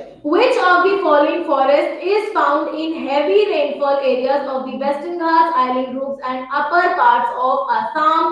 Tropical evergreen, tropical deciduous, tropical thorn forest या फिर montane forest? ट्रॉपिकल, यहाँ पे देखो सब में ट्रॉपिकल क्यों लिखा है, यहाँ पे सब में ट्रॉपिकल इसलिए लिखा है बिकॉज ये ट्रॉपिकल रीजन्स में होते हैं। ठीक है, बहुत सारे अलग अलग रीजन होते हैं, tropical region, sub tropical region, temperate region, torrid region, right? चलो guys, 3, 2, 1 and there we go. Hi Aryakant, how are you बच्चा? Good afternoon. यस, इस क्वेश्चन में पक्का लीडर बोर्ड दिखाऊंगी, don't worry. All right, so I can see an 85% of you guys have marked the right answer. Well done, बच्चा पार्टी, बहुत ही बढ़िया। कोई बात नहीं Mrityunjay, it's okay, it's okay, never mind. Hello Ayush, how are you? All right people, तो इसी के साथ समय होता है समाप्त and right answer is tropical evergreen forest. Tropical evergreen forest में होती है खूब सारी बारिश and they are actually found in areas of Western Ghats and island groups of and upper parts of Assam. So here is your leaderboard. We have Aram on the top, then have Tanishka, Neha, Siddhi, Gena, Archit, Priya, Prerna, Srushti and Bhumika. Well done you guys, very well done. आगे चलते हैं। नहीं, मैंने गोलगप्पे नहीं खाए। Next आता है tropical deciduous forest. तो अगर मैं ट्रॉपिकल डेसिडियस फॉरेस्ट की बात करूँ ना, तो इंडिया में the most wide spread forest, India के बहुत सारी जगहों पे पाए जाते हैं हमारे ट्रॉपिकल डेसिडियस फॉरेस्ट। सिद्धि मैंने थोड़ी देर पहले बताई थी बच्चे, रिवाइंड करके देख लेना सेशन। ठीक है, ओके तो जो सबसे ज्यादा वाइड स्प्रेड फॉरेस्ट होते हैं वो होते हैं ट्रॉपिकल डेसिडियस फॉरेस्ट, और इनको मॉनसून फॉरेस्ट भी कहा जाता है, सॉरी। ठीक है, these are also known as monsoon forest, और ये बेसिकली उन एरियाज में स्प्रेड होते हैं जहां पे रेनफॉल आती है बिटवीन 200 एंड 70 सेंटीमीटर, 200 से कम होती है और 70 सेंटीमीटर से ज्यादा होती है। ठीक है, ये जो ट्रीज होते हैं ये अपनी लीव्स को शेड करते हैं। हाय मनका, हाउ आर यू बच्चा? ये जो ट्रीज होते हैं ये अपनी लीव्स को शेड करते हैं, इनकी लीव्स झड़ती हैं for about 6 to 8 weeks in the dry summer. जो बहुत ज्यादा एकदम बहुत ही ज्यादा वाली गर्मी आ जाती है, तब इन ट्रीज की लीव्स शेड ऑफ होती हैं फॉर 6 to 8 वीक्स। और बहुत सारा ये वाला जो फॉरेस्ट है वो काट दिया गया है, पता है किस चीज के लिए? भाई ह्यूमन बीइंग्स, देख लो कितने सेल्फिश होते हैं ह्यूमन बीइंग्स, अपनी सेल्फिश नीड्स के लिए, अपनी ग्रीड के लिए फॉरेस्ट को काटते जा रहे हैं, काटते जा रहे हैं, काटते जा रहे हैं। भाई देखो, रबड़ चाहिए, टिम्बर चाहिए, फर्नीचर चाहिए, पेपर चाहिए, या फिर कॉटन चाहिए, उसके लिए वो क्या कर रहे हैं, वो सारे फॉरेस्ट को क्लियर करते जा रहे हैं। डेवलपमेंट करनी है, बिल्डिंग बनानी है, चलो भाई फॉरेस्ट काट। ठीक है, बड़ी बड़ी फील्ड्स बनानी है, लंबा खुला जगह चाहिए, क्या करो, फॉरेस्ट काट दो। हर चीज के लिए they are actually clearing the forest for cultivation. बहुत सेल्फिश होते हैं ह्यूमन बीइंग, ऐसे एनिमल्स को भी पोच करते रहते हैं, एनिमल्स को भी हंट करते रहते हैं, एनिमल्स के भी अलग अलग बॉडी पार्ट्स बेच देते हैं, उनके स्किन से लेदर के कपड़े बना देते हैं, लेदर की चीजें बना देते हैं, एलिफेंट का दांत तक नहीं छोड़ते, उनकी टस्क तक नहीं छोड़ते हैं। They are that selfish. Human beings हर चीज में बस अपना फायदा देखते हैं, ठीक है। यस तो बहुत सारे कॉमन एनिमल्स यहाँ पे पाए जाते हैं, जैसे lion, tiger, pig, deer, elephant, ठीक है, अंडरस्टूड। आगे चलते हैं। अब बात करी जाए, मैं प्योर वेजिटेरियन नहीं हूँ, नो आई एम नॉट, ठीक है। तो ओनली अब मैंने आपको बताया कि ट्रॉपिकल डेसिडियस फॉरेस्ट वो फॉरेस्ट होते हैं जिनमें 200 से 70 से लेकर 200 सेंटीमीटर तक की रेनफॉल आती है, ठीक है। तो on the basis of availability of water, जिस पर्टिकुलर एरिया के अंदर जितनी बारिश आती है उसके बेसिस पे ट्रॉपिकल डेसिडियस फॉरेस्ट दो पार्ट्स में डिवाइडेड होते हैं। दो टाइप के ट्रॉपिकल डेसिडियस फॉरेस्ट होते हैं, एक होते हैं मॉइस्ट डेसिडियस फॉरेस्ट, एक होते हैं ड्राई डेसिडियस फॉरेस्ट, ठीक है। अब मॉइस्ट डेसिडियस फॉरेस्ट बेसिकली वो फॉरेस्ट होते हैं जिनमें 100 टू 200 सेंटीमीटर की रेनफॉल आती है, ठीक है। यहाँ पे बहुत सारे ट्रीज ग्रो होते हैं, लेकिन the most dominant species of all the trees is teak. Teak एक ट्री का नाम होता है which is commercially a very very very important tree, तो वो यहाँ पे ग्रो होता है। और भी बहुत सारे ट्रीज ग्रो होते हैं जैसे बैम्बू, साल, शीशम, सैंडलवुड, खैर, कुसुम, अर्जुन, मलबरी एंड और भी बहुत सारे, ठीक है। रजनीश क्वेश्चन पूछोगे तभी तो आंसर दूंगी, प्लीज आस्क योर क्वेश्चन, ठीक है। ओके एंड देन दूसरे टाइप के होते हैं dry deciduous forest. Dry deciduous forest basically वो फॉरेस्ट होते हैं जहां पे रेनफॉल आती है 70 टू 100 सेंटीमीटर के बीच में, ठीक है। ओके देन ये जो बेसिकली अगर मैं बात Anupama if I talk of India, India के अंदर सबसे बड़ा फॉरेस्ट है tropical deciduous forest. They are the most wide spread forest. देखो कोई भी फॉरेस्ट ना एक ही जगह पे नहीं होता, जो फॉरेस्ट होते हैं वो डिफरेंट डिफरेंट प्लेसेस पे स्प्रेड होते हैं, राइट, अंडरस्टूड। तो इंडिया की बात करी जाए तो tropical deciduous forest are the most wide spread of all, right. चलो यहाँ पे भी बहुत बड़े बड़े ओपन स्ट्रेचेस होते हैं जिनके अंदर टीक, साल, पीपल, नीम ये सब ग्रो होता है।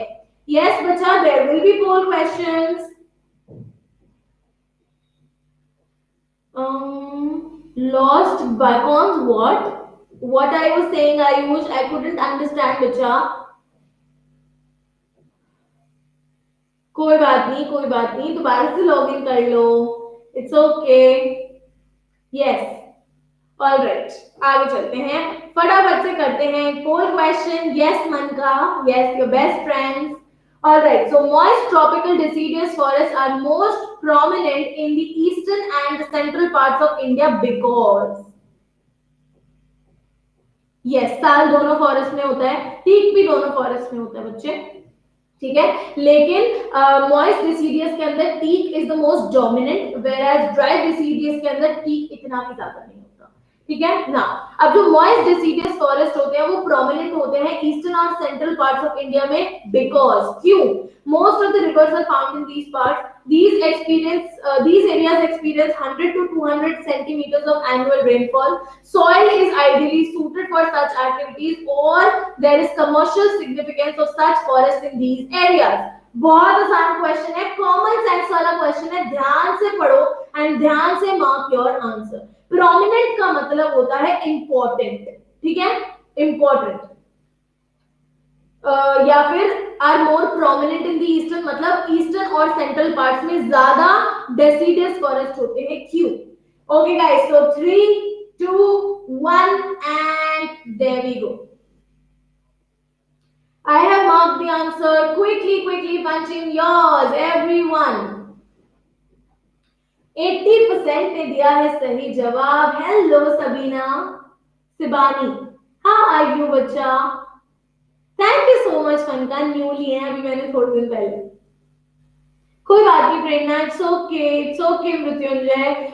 जब भी कोई क्वेश्चन गलत होता है ना, don't get disheartened, just make sure that you don't repeat the same mistake next time, ठीक है, तो प्रॉमिस करो कि दोबारा से ये वाली सेम मिस्टेक नहीं करोगे। The reason why tropical deciduous forest are found in eastern and central parts is because वहां पे 100 to 200 सेंटीमीटर की रेनफॉल आती है। दैट्स द ओनली पॉइंट हमने पढ़े। मॉइस्ट डिसीडियस कौन से होते हैं? मॉइस्ट डिसीडियस वो होते हैं जिनमें 100 to 200 सेंटीमीटर की रेनफॉल चाहिए होती है, और वो कहां पे आती है? सेंट्रल और eastern parts of the country में। Easy peasy. Yes, so here is the leaderboard. Hello, fan of Balvi Returns. How are you?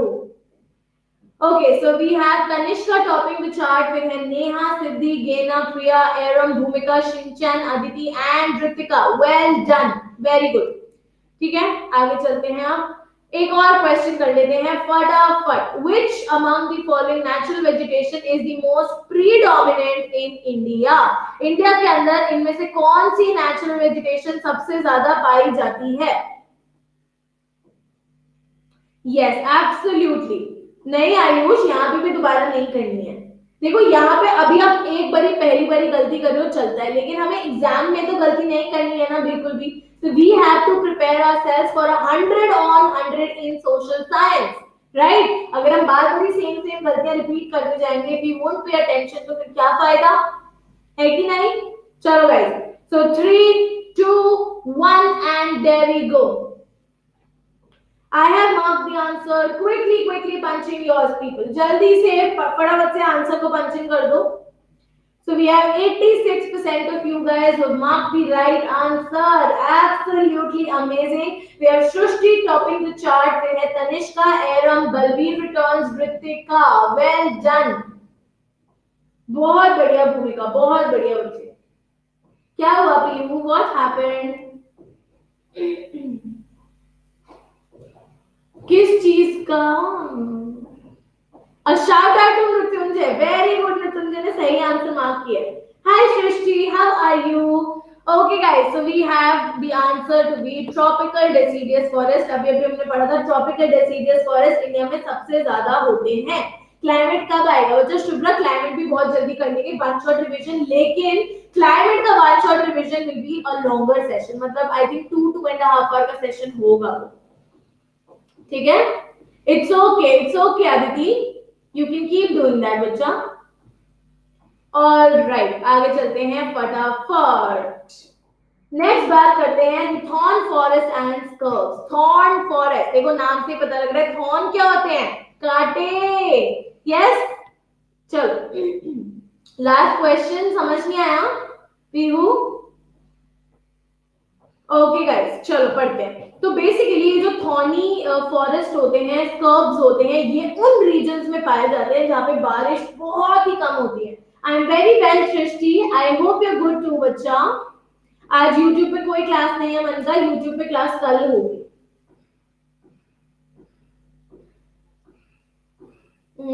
बच्चा क्लाइमेट वाला पार्ट डिलीटेड है। I have checked it on 2-3 sites. पता नहीं आपके school में इसे क्यों आ रहा है। I will cross check it once again, and अगर होगा वो वाला पार्ट क्लाइमेट का तो मैं पक्का करवा दूंगी, नो वरीज एट ऑल। ठीक है,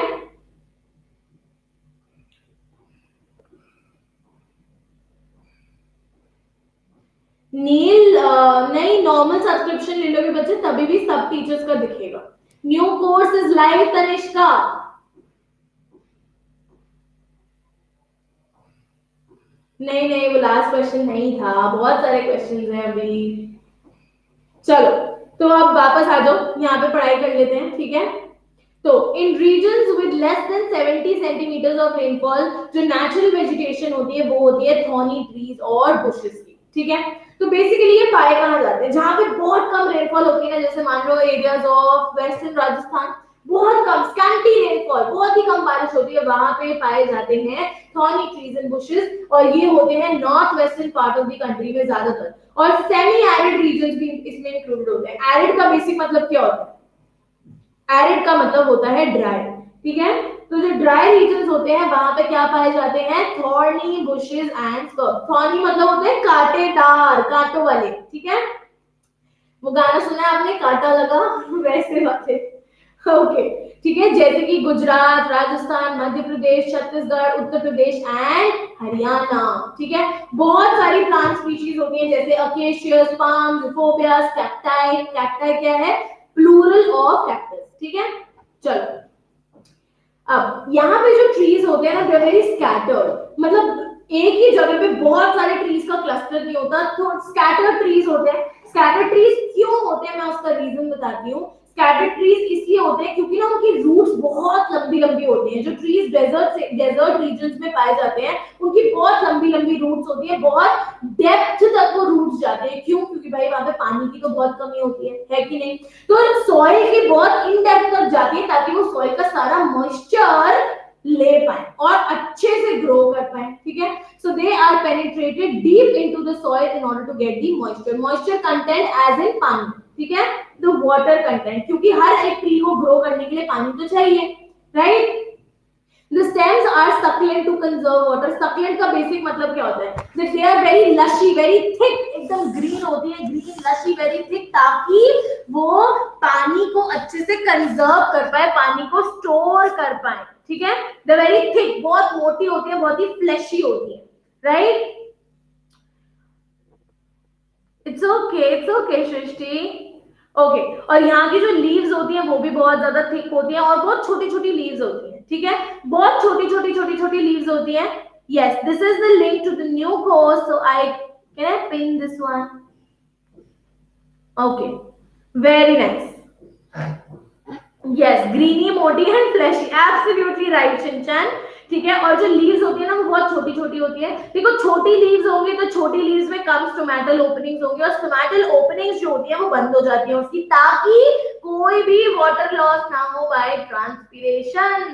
ट्रांसपिरेशन से कोई वाटर लॉस ना हो। भाई अब देखो, लीव्स छोटी हो गई, स्टेम मोटी हो गई, रूट्स लंबी हो गई, तो भाई पानी को गवाने का तो कोई चांस ही नहीं है। हर जगह से थोड़ा थोड़ा थोड़ा थोड़ा थोड़ा थोड़ा पानी बचा रहे हैं और उसको कंजर्व करके अच्छे से ग्रो कर रहे हैं, right? Yes, these are also water saver plants. Absolutely right. Hi Sai, hi Shivam. Yes, the new course is starting from tomorrow. You guys can enroll for it. 3 से 4 रोज में NWF पे class हुई, ठीक है? Yes, जान जाए पर पानी ना जाए, बिल्कुल सही। ऐसे वाले भी प्लांट्स होते हैं, ठीक है? तो ये जो फॉरेस्ट होते हैं ये बनाते हैं हमारे thorn forest and स्कर्स in the arid areas. Arid क्या होते हैं? एरिड एरियाज होते हैं बेसिकली दी ड्राई रीजन, ठीक है, दी ड्राई रीजन। अब यहाँ पे भी बहुत सारे प्लांट्स होते हैं, like rats, mice, rabbits, fox, wolf, tiger, lion, wild horses, camels, बहुत सारे अलग अलग एनिमल्स यहाँ पे पाए जाते हैं। नेक्स्ट आते हैं माउंटेन फॉरेस्ट। अब देखो, माउंटेन क्या है, नाम से ही पता चल रहा है, माउंटेन पे होते हैं ये वाले फॉरेस्ट। बेसिकली जो माउंटेन फॉरेस्ट होते हैं ना वो हिली रीजन्स पे पाए जाते हैं, माउंटेन्स पे पाए जाते हैं। What are plant grown? What are plant grown? I didn't get you, Aditi. I didn't get your question, बच्चा। ठीक है, तो बेसिकली यस, बिल्कुल सही, बिल्कुल सही। स्नो माउंटेन्स पे ये वाले पर्टिकुलर फॉरेस्ट मिलते हैं। माउंटेन फॉरेस्ट वो फॉरेस्ट होते हैं जो माउंटेन रीजन्स पे पाए जाते हैं। और देखो, यहाँ पे भी अलग अलग टाइप के फॉरेस्ट होते हैं, अलग अलग ऑल्टीट्यूड पे फॉरेस्ट होते हैं। जैसे जैसे हम ऊपर ऊपर ऊपर ऊपर ऊपर ऊपर जाते जाते हैं ऑल्टीट्यूड में, वैसे वैसे नेचुरल वेजिटेशन के टाइप्स बदलते जाते हैं, ठीक है? तो सबसे पहले होता है wet temperate type of forest. Wet temperate type of forest जो होता है ना, ये पाया जाता है between a height of 1000 and 2000 meter, ठीक है? न्यू कोर्स की फी क्या है बच्चा? You can take the subscription plan using my code, that is DM live, और उससे आपको 10% का डिस्काउंट भी मिल जाएगा। आप subscription plan 1 month, 3 month, 6 month, 12 month, 24 month के ले सकते हो। अनअकैडमी की लर्निंग ऐप पे जाओ, आपको सब कुछ वहां पे पता चल जाएगा, ठीक है?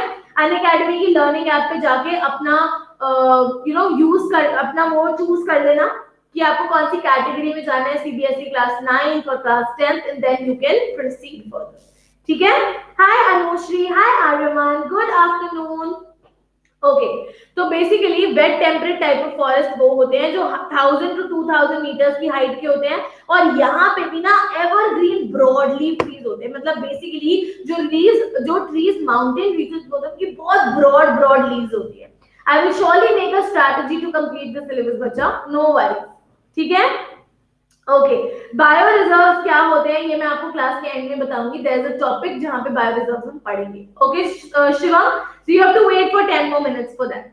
ऑलराइट, तो यहाँ पे ओक्स भी पाए जाते हैं, चेस्टनट्स भी पाए जाते हैं, और बिटवीन अब थोड़ा और ऊपर चले जाओ, ठीक है। अभी हम थोड़ा सा नीचे थे 1000 मीटर्स पे थे, अब थोड़ा और ऊपर चले गए, थोड़ी और सर्दी में आ गए, क्योंकि जैसे जैसे हम ऊपर हायर ऑल्टीट्यूड्स में जाते जाते वैसे वैसे टेम्परेचर तो कम होता जाता है, राइट। तो 15,000 टू 3,000 मीटर्स में आ गए। यहाँ पे होते हैं वो टेम्परेट फॉरेस्ट जिनके अंदर कोनीफरस ट्रीज होते हैं। कोनीफरस ट्रीज कौन से होते हैं? कोनीफरस ट्रीज होते हैं जिनकी कोनिकल लीव्स होती है, कोन की शेप में, ऐसे कोन की शेप में लीव्स होती है, ताकि जो भी स्नो आए वो फिसल के नीचे गिर जाए, ठीक है।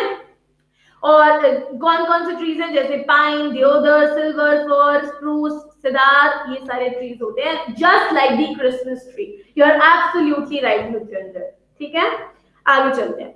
तो और ये वाले जो फॉरेस्ट होते हैं ना, ये मोस्टली सदर्न स्लोप्स कवर करते हैं हिमालय के, और उन रीजन्स में पाए जाते हैं जिनके बहुत हाइट्स होते हैं, बहुत हायर ऑल्टीट्यूड पे होते हैं in the southern and north eastern India, ठीक है।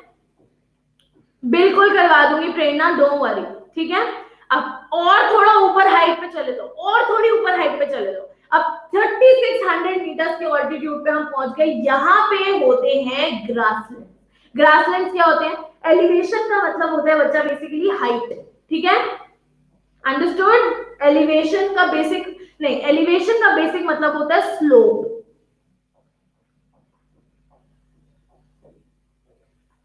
एलिवेशन का बेसिक मतलब होता है स्लोप, ठीक है। तो हम जैसे जैसे और थोड़ा सा ऊपर चले गए और 3600 मीटर्स के ऑल्टीट्यूड पे चले गए, यहाँ पे होते हैं ग्रासलैंड्स। ग्रासलैंड्स बेसिकली वो एरियाज होते हैं जिसमें घास ही घास होती है, भाई अलग अलग डिफरेंट डिफरेंट टाइप्स की घास होती है। तो जो भी नोमैडिक लोग होते हैं ना, जो भी नोमैड्स होते हैं, ट्राइबल लोग होते हैं, जैसे गुजर, बकरवाल, ये अपनी कैटल को ग्रेस करवाने के लिए ग्रासलैंड्स में ले जाते हैं। इनकी तो बल्ले बल्ले हो गई यहाँ पे, है कि नहीं? यस। तो ये होते हैं अल्पाइन वेजिटेशन। यहाँ पे अल्पाइन वेजिटेशन होती है।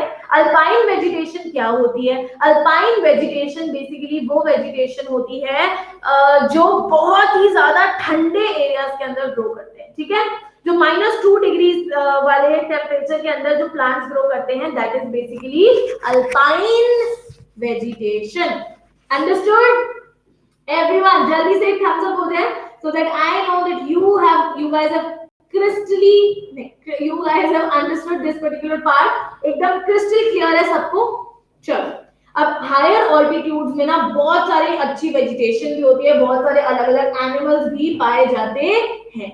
मॉसेस होते हैं, लिचेंस होते हैं, they form part of the tundra vegetation, और इसके साथ साथ बहुत सारे एनिमल्स भी होते हैं, जैसे Kashmiri stag, spotted deer, wild sheep, jack, rabbit, Tibetan antelope, yak होती है, स्नो लेपर्ड होते हैं, स्क्विरल्स होते हैं, बहुत सारे एनिमल्स होते हैं। अब आपको लग रहा होगा कि मैम यार इतने सारे आप हमें ट्रीज के नाम बताए जा रहे हो, इतने सारे हमें आप एनिमल्स के नाम बताए जा रहे हो, हमें क्या समझ के रखना है, हम कैसे याद करेंगे? तो देखो, सारे के सारे याद करने की कोई जरूरत नहीं है। दो तीन हर जगह याद कर लोगे, that will be more than sufficient for you guys. Understood? दो तीन याद कर लोगे, बढ़िया काम चल जाएगा आप लोगों का। आगे चलते हैं। अब बात करते हैं mangrove vegetation. Tundra vegetation basically वहां पे होती है जहां पे बहुत ठंड होती है, जैसे अल्पाइन वेजिटेशन है ना, ठीक है। चलो, मैंग्रोव फॉरेस्ट, ये लास्ट टाइप का फॉरेस्ट आ गया, बाकी चार हमने कर लिए, ये पांचवा है, this is the last one. चलो, तो मैंग्रोव फॉरेस्ट बेसिकली वो फॉरेस्ट होते हैं जिनके अंदर बहुत सारी पानी की रिक्वायरमेंट होती है, उनको खूब सारा पानी चाहिए होता है ग्रो करने के लिए। तो ये क्योंकि खूब सारा पानी चाहिए, इसलिए ये उन एरियाज में होते हैं जहां पे कोस्ट्स होते हैं, ठीक है, which are influenced by tides। बहुत ही डेंस मैंग्रोव फॉरेस्ट यहाँ पे पाए जाते हैं, जिनकी रूट्स जो होती है ना, वो पानी के अंदर सबमर्ज्ड होती है। भाई इतना सारा पानी चाहिए इनको कि रूट्स पानी के अंदर ही सबमर्ज्ड है, सोचो, ठीक है। यस, कोस्टल रीजन का मतलब ओशियनिक रीजन्स के पास, सी रीजन्स के पास, ठीक है। उसके बाद यहाँ पे ये कहाँ कहाँ होते हैं, डेल्टा ऑफ गंगा, महानदी, कृष्णा, गोदावरी, कावेरी पे ये वाली वेजिटेशन पाई जाती है। ठीक है। उसके साथ साथ यहाँ पे सुंदरी ट्रीज भी होते हैं। सुना होगा आपने, बचपन में हमने बहुत बारी करा है सुंदरबंस डेल्टा। तो सुंदरबन डेल्टा इसी रीजन में होता है जहाँ पे सुंदरी ट्रीज पाए जाते हैं, गंगा ब्रह्मपुत्र डेल्टा पे। पाम, कोकोनट, क्योरा, अगर ये ऐसे ऐसे ट्रीज पाए जाते हैं कुछ डेल्टा में। रॉयल बंगाल टाइगर यहाँ का one of the most famous animal है। और भी बहुत सारे एनिमल्स यहाँ पाए जाते हैं, जैसे टर्टल, क्रोकोडाइल, घड़ियाल, स्नेक्स, ये सारे एनिमल्स भी यहाँ पे पाए जाते हैं। ठीक है। नेक्स्ट देखो, अब फॉरेस्ट है। आपने रामायण तो देखी होगी, यहाँ पे जल्दी से मुझे एक थम्स अप देके बताओ कि यहाँ पे किस किस बच्चे ने रामायण देखी थी। अब कार्टून देखा हो या रामलीला देखने जाते हो, कौन कौन से बच्चों ने यहाँ पे रामायण देखी हुई है? क्योंकि मैंने भी बचपन में बहुत रामायण देखी है और बहुत बड़ी रामलीला भी देखी है ग्राउंड में जाके, बहुत बढ़िया। आई एम नॉट लाइंग, मैं हर साल जाती थी रामलीला देखने के लिए। ठीक है। तो उसके अंदर जब this lord Lakshman he got injured, तो हनुमान जी जाते हैं ना उड़ के संजीवनी बूटी लेने। तो संजीवनी बूटी क्या है? संजीवनी बूटी होता है एक मेडिसिनल प्लांट, राइट। तो संजीवनी बूटी की जैसा और भी बहुत सारे मेडिसिनल प्लांट्स होते हैं, है ना। एंड इंडिया जो है, it is known for its herbs and it's spices from ancient time. बहुत लंबे टाइम से इंडिया के हर्ब्स और श्रब्स बहुत इंपॉर्टेंट माने जाते हैं। तो कुछ 2000 प्लांट स्पीशीज हैं आयुर्वेदा के अंदर जो डिस्कवर हो चुकी हैं और एटलीस्ट 500 उनमें से रेगुलरली यूज करी जाती हैं। ठीक है। कुछ कॉमन मेडिसिन हैं जैसे सर्पगंधा, जामन, अर्जुन, बबूल, नीम, तुलसी, ये सारी की सारी बहुत कॉमनली पाई जाती है। भाई चाय में भी हम तुलसी डाल के पीते हैं एट टाइम्स, है ना, कितनी बार। So these are very very very important medicinal plant. ठीक है। यस एरम हो जाएगी बच्चा। ओके। तो आप फटाफट से एक पोल क्वेश्चन मुझे करके दिखा दो। Which of the following species is found in the Tibet area? Tibet area मतलब हाई माउंटेनियस रीजन वाले एरिया के अंदर कौन कौन से एनिमल्स पाए जाते हैं? Yak, shaggy horned wild ox, Tibetan antelope, या फिर ऑल ऑफ द अबव? तो जल्दी से मुझे दे दो एक thumbs up and let me know if you guys have understood this particular question। या ये क्वेश्चन 5 मिनट के बाद करेंगे, चलो अभी कोई और क्वेश्चन करते हैं। नो, एक second, I am so sorry, give me 1 second people. चलो ये क्वेश्चन हम 5 मिनट के बाद करेंगे, अभी इसके बारे में डिस्कस करते हैं पहले। ठीक है। तो वाइल्ड लाइफ के बारे में बात करते हैं। अगर मैं वाइल्ड लाइफ की बात करूं तो इंडिया अपने फौना में भी बहुत ही रिच कंट्री है। बहुत सारे अलग अलग एनिमल स्पीशीज यहाँ पे पाए जाते हैं। अप्रोक्सीमेटली 90,000 एनिमल स्पीशीज है, 2,000 बर्ड स्पीशीज है, and this constitutes for around 13% of the world's total animal population. पूरे के पूरे एनिमल पॉपुलेशन का 13% हमारी कंट्री में ही है। देख रहे हो इंडिया का टोरा, देख रहे हो? ठीक है। There are around 2546 species of fishes जो 12% ऑफ द वर्ल्ड स्टॉक को बनाती हैं। 5 to 8% of the world amphibians, reptiles and mammals कहाँ पाए जाते हैं? इंडिया में पाए जाते हैं। ठीक है। ये कुछ कुछ थोड़ी थोड़ी चीजें हैं जो आपको लर्न भी करनी पड़ेगी। ठीक है। ओके। तो एलिफेंट्स की अगर बात करूं, elephants are the most majestic animals. कितने ह्यूज होते हैं, कितने स्वीट एनिमल्स होते हैं, और they are the most huge animals amongst the mammals. ये भी पाए जाते हैं हमारी कंट्री के अंदर in hot wet forest of Assam, Karnataka and Kerala. One horn rhinoceros पाया जाता है जो स्वाम्पी और मार्शी का मतलब होता है बेसिकली जो वेटलैंड्स पे पाए जाते हैं, कीचड़ वाले लैंड्स पे जो पाए जाते हैं जगहें, वहां पे वन हॉर्न राइनोसरस भी होते हैं in the lands of Assam and West Bengal. Arid regions मतलब dry regions, Rann of Kutch मतलब ये थोड़ा वेस्टर्न वाला पार्ट हो गया, राजस्थान वाला पार्ट हो गया, रन ऑफ कच्छ। यहाँ पे पाए जाते हैं वाइल्ड एसेस, यहाँ पे पाए जाते हैं कैमल्स। ठीक है।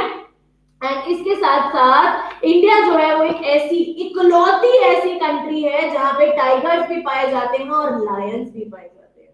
ठीक है। तो ये बहुत इंपॉर्टेंट 1 मार्कर का क्वेश्चन है कि India is the only country जहां पे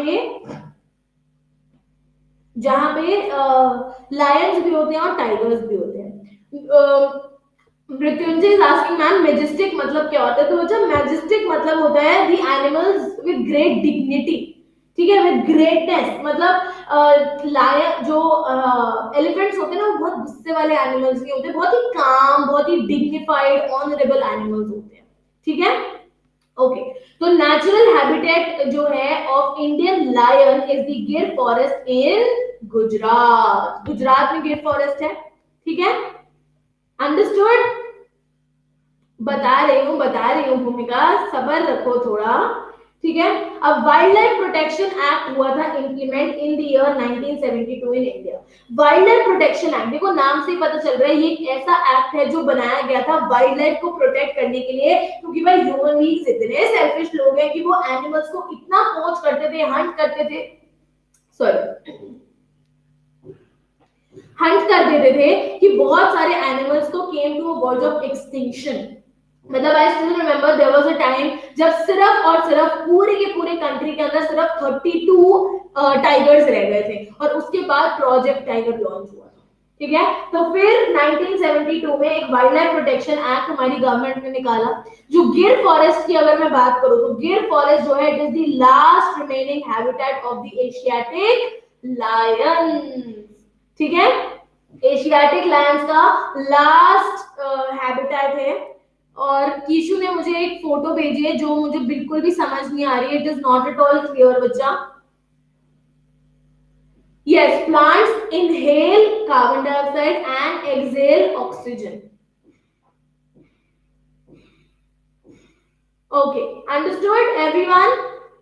यस श्रेयाश, थोड़े से लेट हो गए हो बच्चा।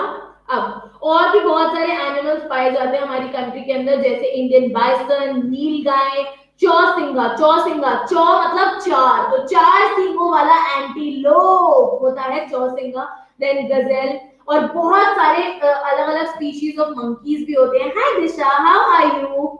एंड इसके साथ साथ हिमालयाज के अंदर दे आर होम टू याक। हिमालयाज का बेसिक मतलब है ये जो टिबेट वाला रीजन है, ठीक है।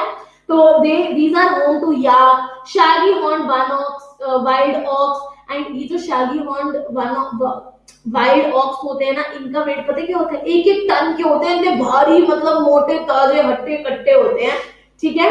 एंड देन इसके साथ साथ टिबेटन एंटीलोप भी होता है, भड़ाल भी होता है, bharal is basically a blue sheep, ठीक है। Yes, like barasingha, chausingha antelope भी होता है, ठीक है। और रिवर्स के अंदर, लेक्स के अंदर, कोस्टल एरियाज के अंदर टर्टल्स होते हैं, क्रोकोडाइल्स होते हैं, घड़ियाल्स होते हैं, ये सब भी पाए जाते हैं, अंडरस्टूड। तो अब करते हैं एक पोल क्वेश्चन। चलो चलो अब कर ही लेते हैं पोल क्वेश्चन, अब करते हैं वाला poll question. Which one of the following species is found in the Tibet area, या शैगी हॉर्न्ड वाइल्ड ऑक्स, और टिबेटन एंटीलोप, या फिर ऑल ऑफ द अबव। तो अब से वाला क्वेश्चन आ गया होगा, अभी अभी पढ़ा है हमने। So 3, 2, 1 and there we go. I have marked the answer. Quickly punching yours, everyone. 83% of you guys have marked the right answers. Very good. We have Srushti being the fastest of all. फिर है तनिष्का, मृत्युंजय, भूमिका, Ritika, एरम, गीना and Priya. Well done. बहुत बढ़िया। अब next time जब मैं ये chapter करवाऊंगी ना, I will try to wind this chapter up in 1 hour itself with many poll questions, ठीक है। अभी आज हमने बहुत ही ज्यादा ग्रेट डिटेल में वाला चैप्टर करा है, तो हम नेक्स्ट टाइम जल्दी जल्दी करेंगे 1 hour के अंदर, ठीक है। 83% ने दिया है सही जवाब, and the right answer is all of the above. So here is the leader board. We have Tanishka topping the chart, फिर है Neha, Siddhi, Priya, Eram, Bhumika, Shinchan, Srishti, Ritika and Gena. Well done, बहुत ही बढ़िया। Okay, I will just do that Aditi.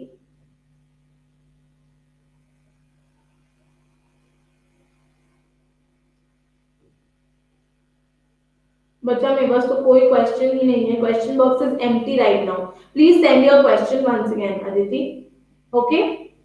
Alright, अब बात करी जाए अगर बर्ड्स की, तो भैया बर्ड्स में भी इंडिया कहीं से कहीं तक कम नहीं है। इंडिया के अंदर बर्ड लाइफ भी बहुत ही ज्यादा कलरफुल है। पीकॉक्स है, पीहेंस है, डक्स है, parakeets, cranes, pigeons, these are very very very beautiful birds जो हमारी कंट्री के अंदर पाई जाती हैं। फॉरेस्ट में पाई जाती हैं, वेटलैंड्स ऑफ द कंट्री में ये वाली बर्ड्स पाई जाती है। ठीक है, अब अगर बात करी जाए वाइल्ड लाइफ की, तो भाई वाइल्ड लाइफ भी ना बहुत ही खतरे में है। Like I told you guys, बहुत सारे लोग जो हैं हमारी कंट्री के अंदर बहुत सारी डिफरेंट स्पीशीज ऑफ एनिमल्स हैं, और इकोसिस्टम के अंदर हर एक स्पीशी बहुत ही इंपॉर्टेंट रोल प्ले करती है। कहते हैं ना, बूंद बूंद से सागर बनता है, राइट? तो एक एनिमल स्पीशी से हमारी कंट्री का फौना बनता है।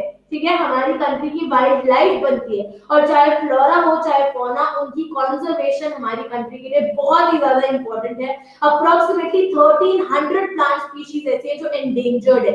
एंडेंजर्ड मतलब they are on verge of extinction, वो एक्सटिंक्ट होने वाली है, और 20 स्पीशीज तो एक्सटिंक्ट हो चुकी हैं। 20 स्पीशीज ऐसी हैं हमारी कंट्री के अंदर जो ऑलरेडी एक्सटिंक्ट हो चुकी हैं। ठीक है, इसके साथ साथ अब क्या कॉजेज हैं, क्या रीजंस हैं बिहाइंड की हमारी कंट्री के अंदर इतने सारे एंडेंजर्ड स्पीशीज हैं, इतने सारे एक्सटिंक्ट स्पीशीज हैं? तो हंटिंग करते हैं भाई ह्यूमन बींग्स। भाई मैंने बताया था ना, ह्यूमन बींग्स बहुत ही लालची टाइप के एनिमल्स होते हैं। वो हंट करते हैं एनिमल्स को for their commercial purposes. Okay, Aditi, I will surely check this out, check the syllabus climate का। ओके, यस, रिफ्रेश कर दिया था मैंने गलती से, I am so sorry. Okay, and इसके साथ साथ बहुत ज्यादा पोल्यूशन भी हो रहा है। यस, ह्यूमन बीइंग भी सारे फसाद की जड़ है, बिल्कुल सही। बहुत ज्यादा पोल्यूशन है भाई। देखो, इतनी सारी गाड़ियां हैं हमारी कंट्री के अंदर, ऊपर से पेड़ को, फॉरेस्ट को काटी जा रहे हैं, काटी जा रहे हैं, काटी जा रहे हैं, उसकी वजह से बहुत ज्यादा पोल्यूशन बढ़ता जा रहा है। इंडस्ट्रियल वेस्ट की वजह से हमारी कंट्री के अंदर बहुत ज्यादा पोल्यूशन बढ़ता जा रहा है, and that causes a lot of harm to our animal life as well। ठीक है, एंड उसके साथ साथ तो बहुत ही जल्दी, बहुत ही धड़ल्ले से पेड़ों को काटते जा रहे हैं, काटते जा रहे हैं, कल्टीवेशन के लिए, हैबिटेशन के लिए, डेवलपमेंट के लिए, नई नई बड़ी बड़ी बिल्डिंग्स बनाते जा रहे हैं। But they fail to understand कि हमारी कंट्री के अंदर फॉरेस्ट कितना ज्यादा इंपॉर्टेंट रोल प्ले करते हैं, वाइल्ड लाइफ कितना ज्यादा इंपॉर्टेंट रोल प्ले करती है। अगर फॉरेस्ट नहीं होंगे, वाइल्ड लाइफ नहीं होगी, तो हमारा इकोसिस्टम की तो धज्जियां उड़ जाएंगी, है कि नहीं? Right right? तो बहुत सारे गवर्नमेंट ने भी ये बात समझी। गवर्नमेंट ने समझा कि कितना ज्यादा इंपॉर्टेंट है हमारे को अपनी फौना को प्रोटेक्ट करना, फ्लोरा को प्रोटेक्ट करना। तो बहुत सारे मेजर्स, बहुत सारे स्टेप्स हमारी गवर्नमेंट ने लिए। Bhumika, just give me 2 minutes, this is the last slide and then we are going to do many many questions, don't worry.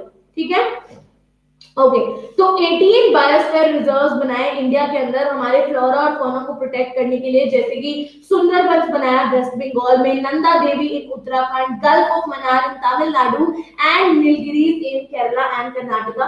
Tanishka, अगर आपकी एनसीईआरटी में 14 बायोस्फीयर्स लिखा है तो बच्चा आपकी पुराना वाला एडिशन है, नया वाला जो रिवाइज्ड एडिशन है एनसीईआरटी का, उसमें 18 बायोस्फीयर रिजर्व है। ठीक है, ओके, एंड उसके साथ साथ, और ये सारे के सारे बायोस्फीयर रिजर्व्स की लिस्ट आपको आपकी बुक के अंदर लिखी हुई है, याद करने की जरूरत नहीं है, सिर्फ 2-3 कर लो, जैसे सुंदरबंस हो गया, नंदा देवी, नीलगिरी, गल्फ ऑफ मन्नार, इतने बहुत है, मोर देन सफिशिएंट। ठीक है, उसके साथ साथ बस आपको ये पता होना चाहिए कि भाई 18 बायोस्फीयर रिजर्व्स हैं हमारी कंट्री, राइट? उसके साथ साथ जो हमारी गवर्नमेंट है वो पैसे भी दे रही है, फाइनेंशियल हेल्प भी दे रही है, टेक्निकल असिस्टेंस भी दे रही है, बोटानिकल गार्डन्स को सेटअप करने के लिए। बोटानिकल गार्डन्स क्या हो गए? बेसिकली बड़े बड़े एरियाज, बड़ी बड़ी फील्ड्स को हम यूज करते हैं in order to grow plants, और उनको टेक केयर करते हैं, उनको अच्छे से मैन्योर देते हैं, फर्टिलाइजर्स देते हैं, उनको अच्छे से इरिगेट करते हैं ताकि वो अच्छे से ग्रो कर पाए। ठीक है, बहुत सारे प्रोजेक्ट्स इंट्रोड्यूस हुए, जैसे project tiger, project rhino, project great Indian busters, और भी बहुत सारे अलग अलग प्रोजेक्ट्स, ताकि हमारी कंट्री के जो एनिमल्स हैं, जो वाइल्ड लाइफ है, हम उसको प्रोटेक्ट कर सकें। ठीक है, 103 नेशनल पार्क्स बने हैं, 535 वाइल्ड लाइफ सेंचुरीज, और बहुत सारे जूलॉजिकल गार्डन्स हुए हैं सेट अप। ठीक है, यस बिल्कुल सही। मशीन काट काट कर ट्रीज काट काट कर बिल्डिंग्स बना रहे हैं, अपने पेड़ों पे खुद ही कुल्हाड़ी मार रहे हैं, बिल्कुल सही बात है। अंडरस्टूड। तो गवर्नमेंट अपनी एड़ी चोटी का जोर लगा रही है, बहुत सारी मेहनत कर रही है कि हम अपने वाइल्ड लाइफ को, अपने फौना को प्रोटेक्ट कर पाए, अपने फ्लोरा को प्रोटेक्ट कर पाए, and I am sure they will be able to do it. ठीक है, चलो तो आप पोल क्वेश्चन कर लेते हैं फटाफट। How many species of animals are found in our country? Animals की, fauna की कितनी सारी species हमारी कंट्री के अंदर पाई जाती है?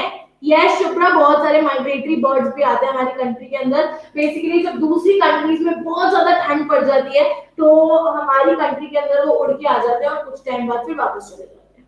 ठीक है, चलो guys, 3 Hi Rehantika, how are you बच्चा? 2 1 and there we go। तो ये होने वाला है गेम चेंजर। देखते हैं इसमें कौन कौन से बच्चे देते हैं सही जवाब। How many species of animals are found in our country? 90,000। Absolutely right। 75% बच्चों ने दिया है इसका सही जवाब। Very well done people, बहुत ही बढ़िया। And we have Srushti being the fastest of all. फिर है तनिष्का, गेना, भूमिका, Aditi and Shivam. Well done. And the right answer is 90,000 species. Absolutely correct. The number of biosphere reserves set up in India are, कितने biosphere reserves India के अंदर set up कर दिए गए हैं? 18, 12, 15 और 20. So guys, 3, 2, 1 and there we go. I have marked the answer. Quickly punching yours. Aditi ने मेरे को भेजा है कि मैम क्लाइमेट का कुछ पोर्शन डिलीट नहीं हुआ है। Aditi, I will check this today itself and I will get back to you for sure. ठीक है? ओके कोई बात नहीं सृष्टि, गलत हो गया। 73% बच्चों ने दिया है सही जवाब। Tanishka is the fastest of all. फिर है Neha, Ritika, Riya, Shubhra, Aditi, Manisha, Shinchan. Very good भाई। अभी अभी हमने पढ़ा है 18 बायोस्फीयर रिजर्व्स हमारी कंट्री के अंदर बनाए हैं गवर्नमेंट ने। ठीक है, yes I will surely do that Aditi. Next question, last question for the day. When was the Wildlife Protection Act implemented in our country? हमारी कंट्री में वाइल्ड लाइफ प्रोटेक्शन एक्ट कब इंप्लीमेंट हुआ था? 1982, 1980, 1972 या फिर 1992? जल्दी से मुझे दे दो एक thumbs up and let me know if you guys have understood the question. So people, 3, 2, 1 and go। I have marked the answer. Quickly punching yours. 64% ने दिया सही जवाब। This question is an absolute game changer. Wow, wonderful you people. Well done.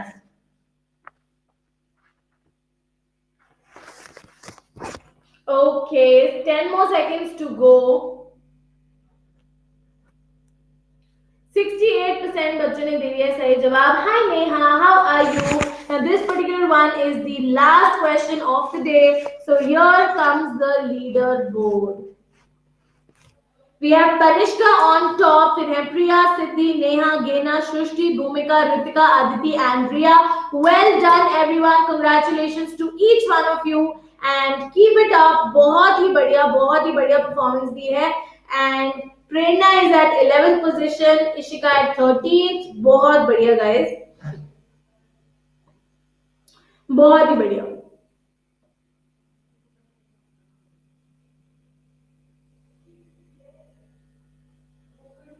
Okay, so Shivam has a question कि ma'am biosphere reserves क्या होते हैं? Okay, so let me tell you, bio reserves क्या होते हैं? Bio reserves are basically, you know, this is again an initiative which is taken by the government. ये government ने एक इनिशिएटिव लिया है और बायोस्फीयर रिजर्व्स ऐसे एरियाज होते हैं जहां पे हमारी फ्लोरा, हमारी फौना एकदम प्रोटेक्टेड होती है। ठीक है, this is basically made for sustainable development of our country. ठीक है, यहाँ पे किसी भी चीज को आप बिल्कुल भी छू नहीं सकते। जैसे कहीं पे भी जाओ, पेड़ तोड़ लिया, पेड़ काट दिया, फ्लावर्स तोड़ दिए, यू नो, एनिमल्स को हंट कर दिया, पोच कर दिया, तो वो यहाँ पे बिल्कुल भी नहीं हो सकता। These are actually made to maintain a balance between the ecological and the social systems. ठीक है। सोशल और इकोलॉजिकल सिस्टम्स के बीच में बैलेंस बनाने के लिए, ठीक है, हमने बनाए हैं बायोस्फीयर रिजर्व। और यहाँ पे सारे के सारे एनिमल्स और प्लांट्स वगैरह सब कुछ होते हैं प्रोटेक्टेड, लीगली प्रोटेक्टेड एरियाज होते हैं। क्या होते हैं? Legally protected areas which are made by the government. ठीक है। किस चीज के लिए होते हैं? कंजर्वेशन के लिए बनाए जाते हैं, conservation of flora and fauna. ठीक है, understood? Is this clear to everyone? किसी को अभी कोई भी डाउट है तो मुझे जल्दी से बता दो। बेसिकली एक इकोसिस्टम होता है पूरा का पूरा। Understood? Very good, Riya. Keep it up.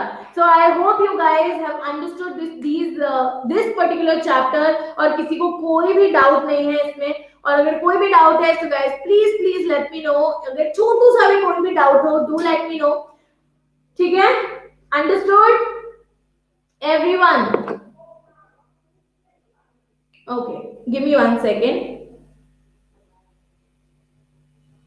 ठीक है, देखो forest, Aditi is asking me ma'am forest कौन से पाए जाते हैं? मेघालय के अंदर। तो देखो भाई मेघालय जो है that is a very moist region. Meghalaya के अंदर बहुत सारी होती है बारिश।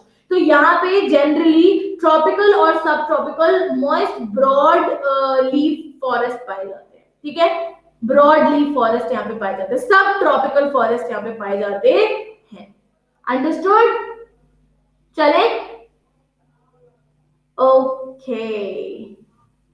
Why has India a rich heritage of flora and fauna? भाई this is obvious, अभी तो हमने पढ़ा है इंडिया के अंदर, इंडिया जो है वो एक नेचुरल वेजिटेशन, नेचुरल एरिया है जहाँ पे बहुत सारे अलग अलग species of flora and fauna पाए जाते हैं। इसका हेरिटेज में आप ये आंसर लिखोगे कि इंडिया के अंदर 90,000 एनिमल स्पीशीज हैं, कुछ 42,000 प्लांट स्पीशीज है, 15,000 फ्लावरिंग स्पीशीज है, and India is in the 10th position. India is one of the 12 mega biodiversities of the world. 4th position पे आती है in the Asia.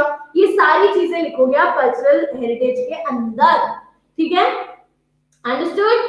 So that is it for the day. I hope you guys have understood the chapter. कोई भी doubt हो please do connect with me over Telegram. You can ask your doubts, your queries. Don't keep anything here in the mind. And that is it for the day. I will see you guys in the next session. Till then, bye guys, take care. Love you all. कल I will inform you guys अगर special class conduct होएगी तो मैं definitely inform कर दूंगी। ठीक है? So bye guys, have a great day.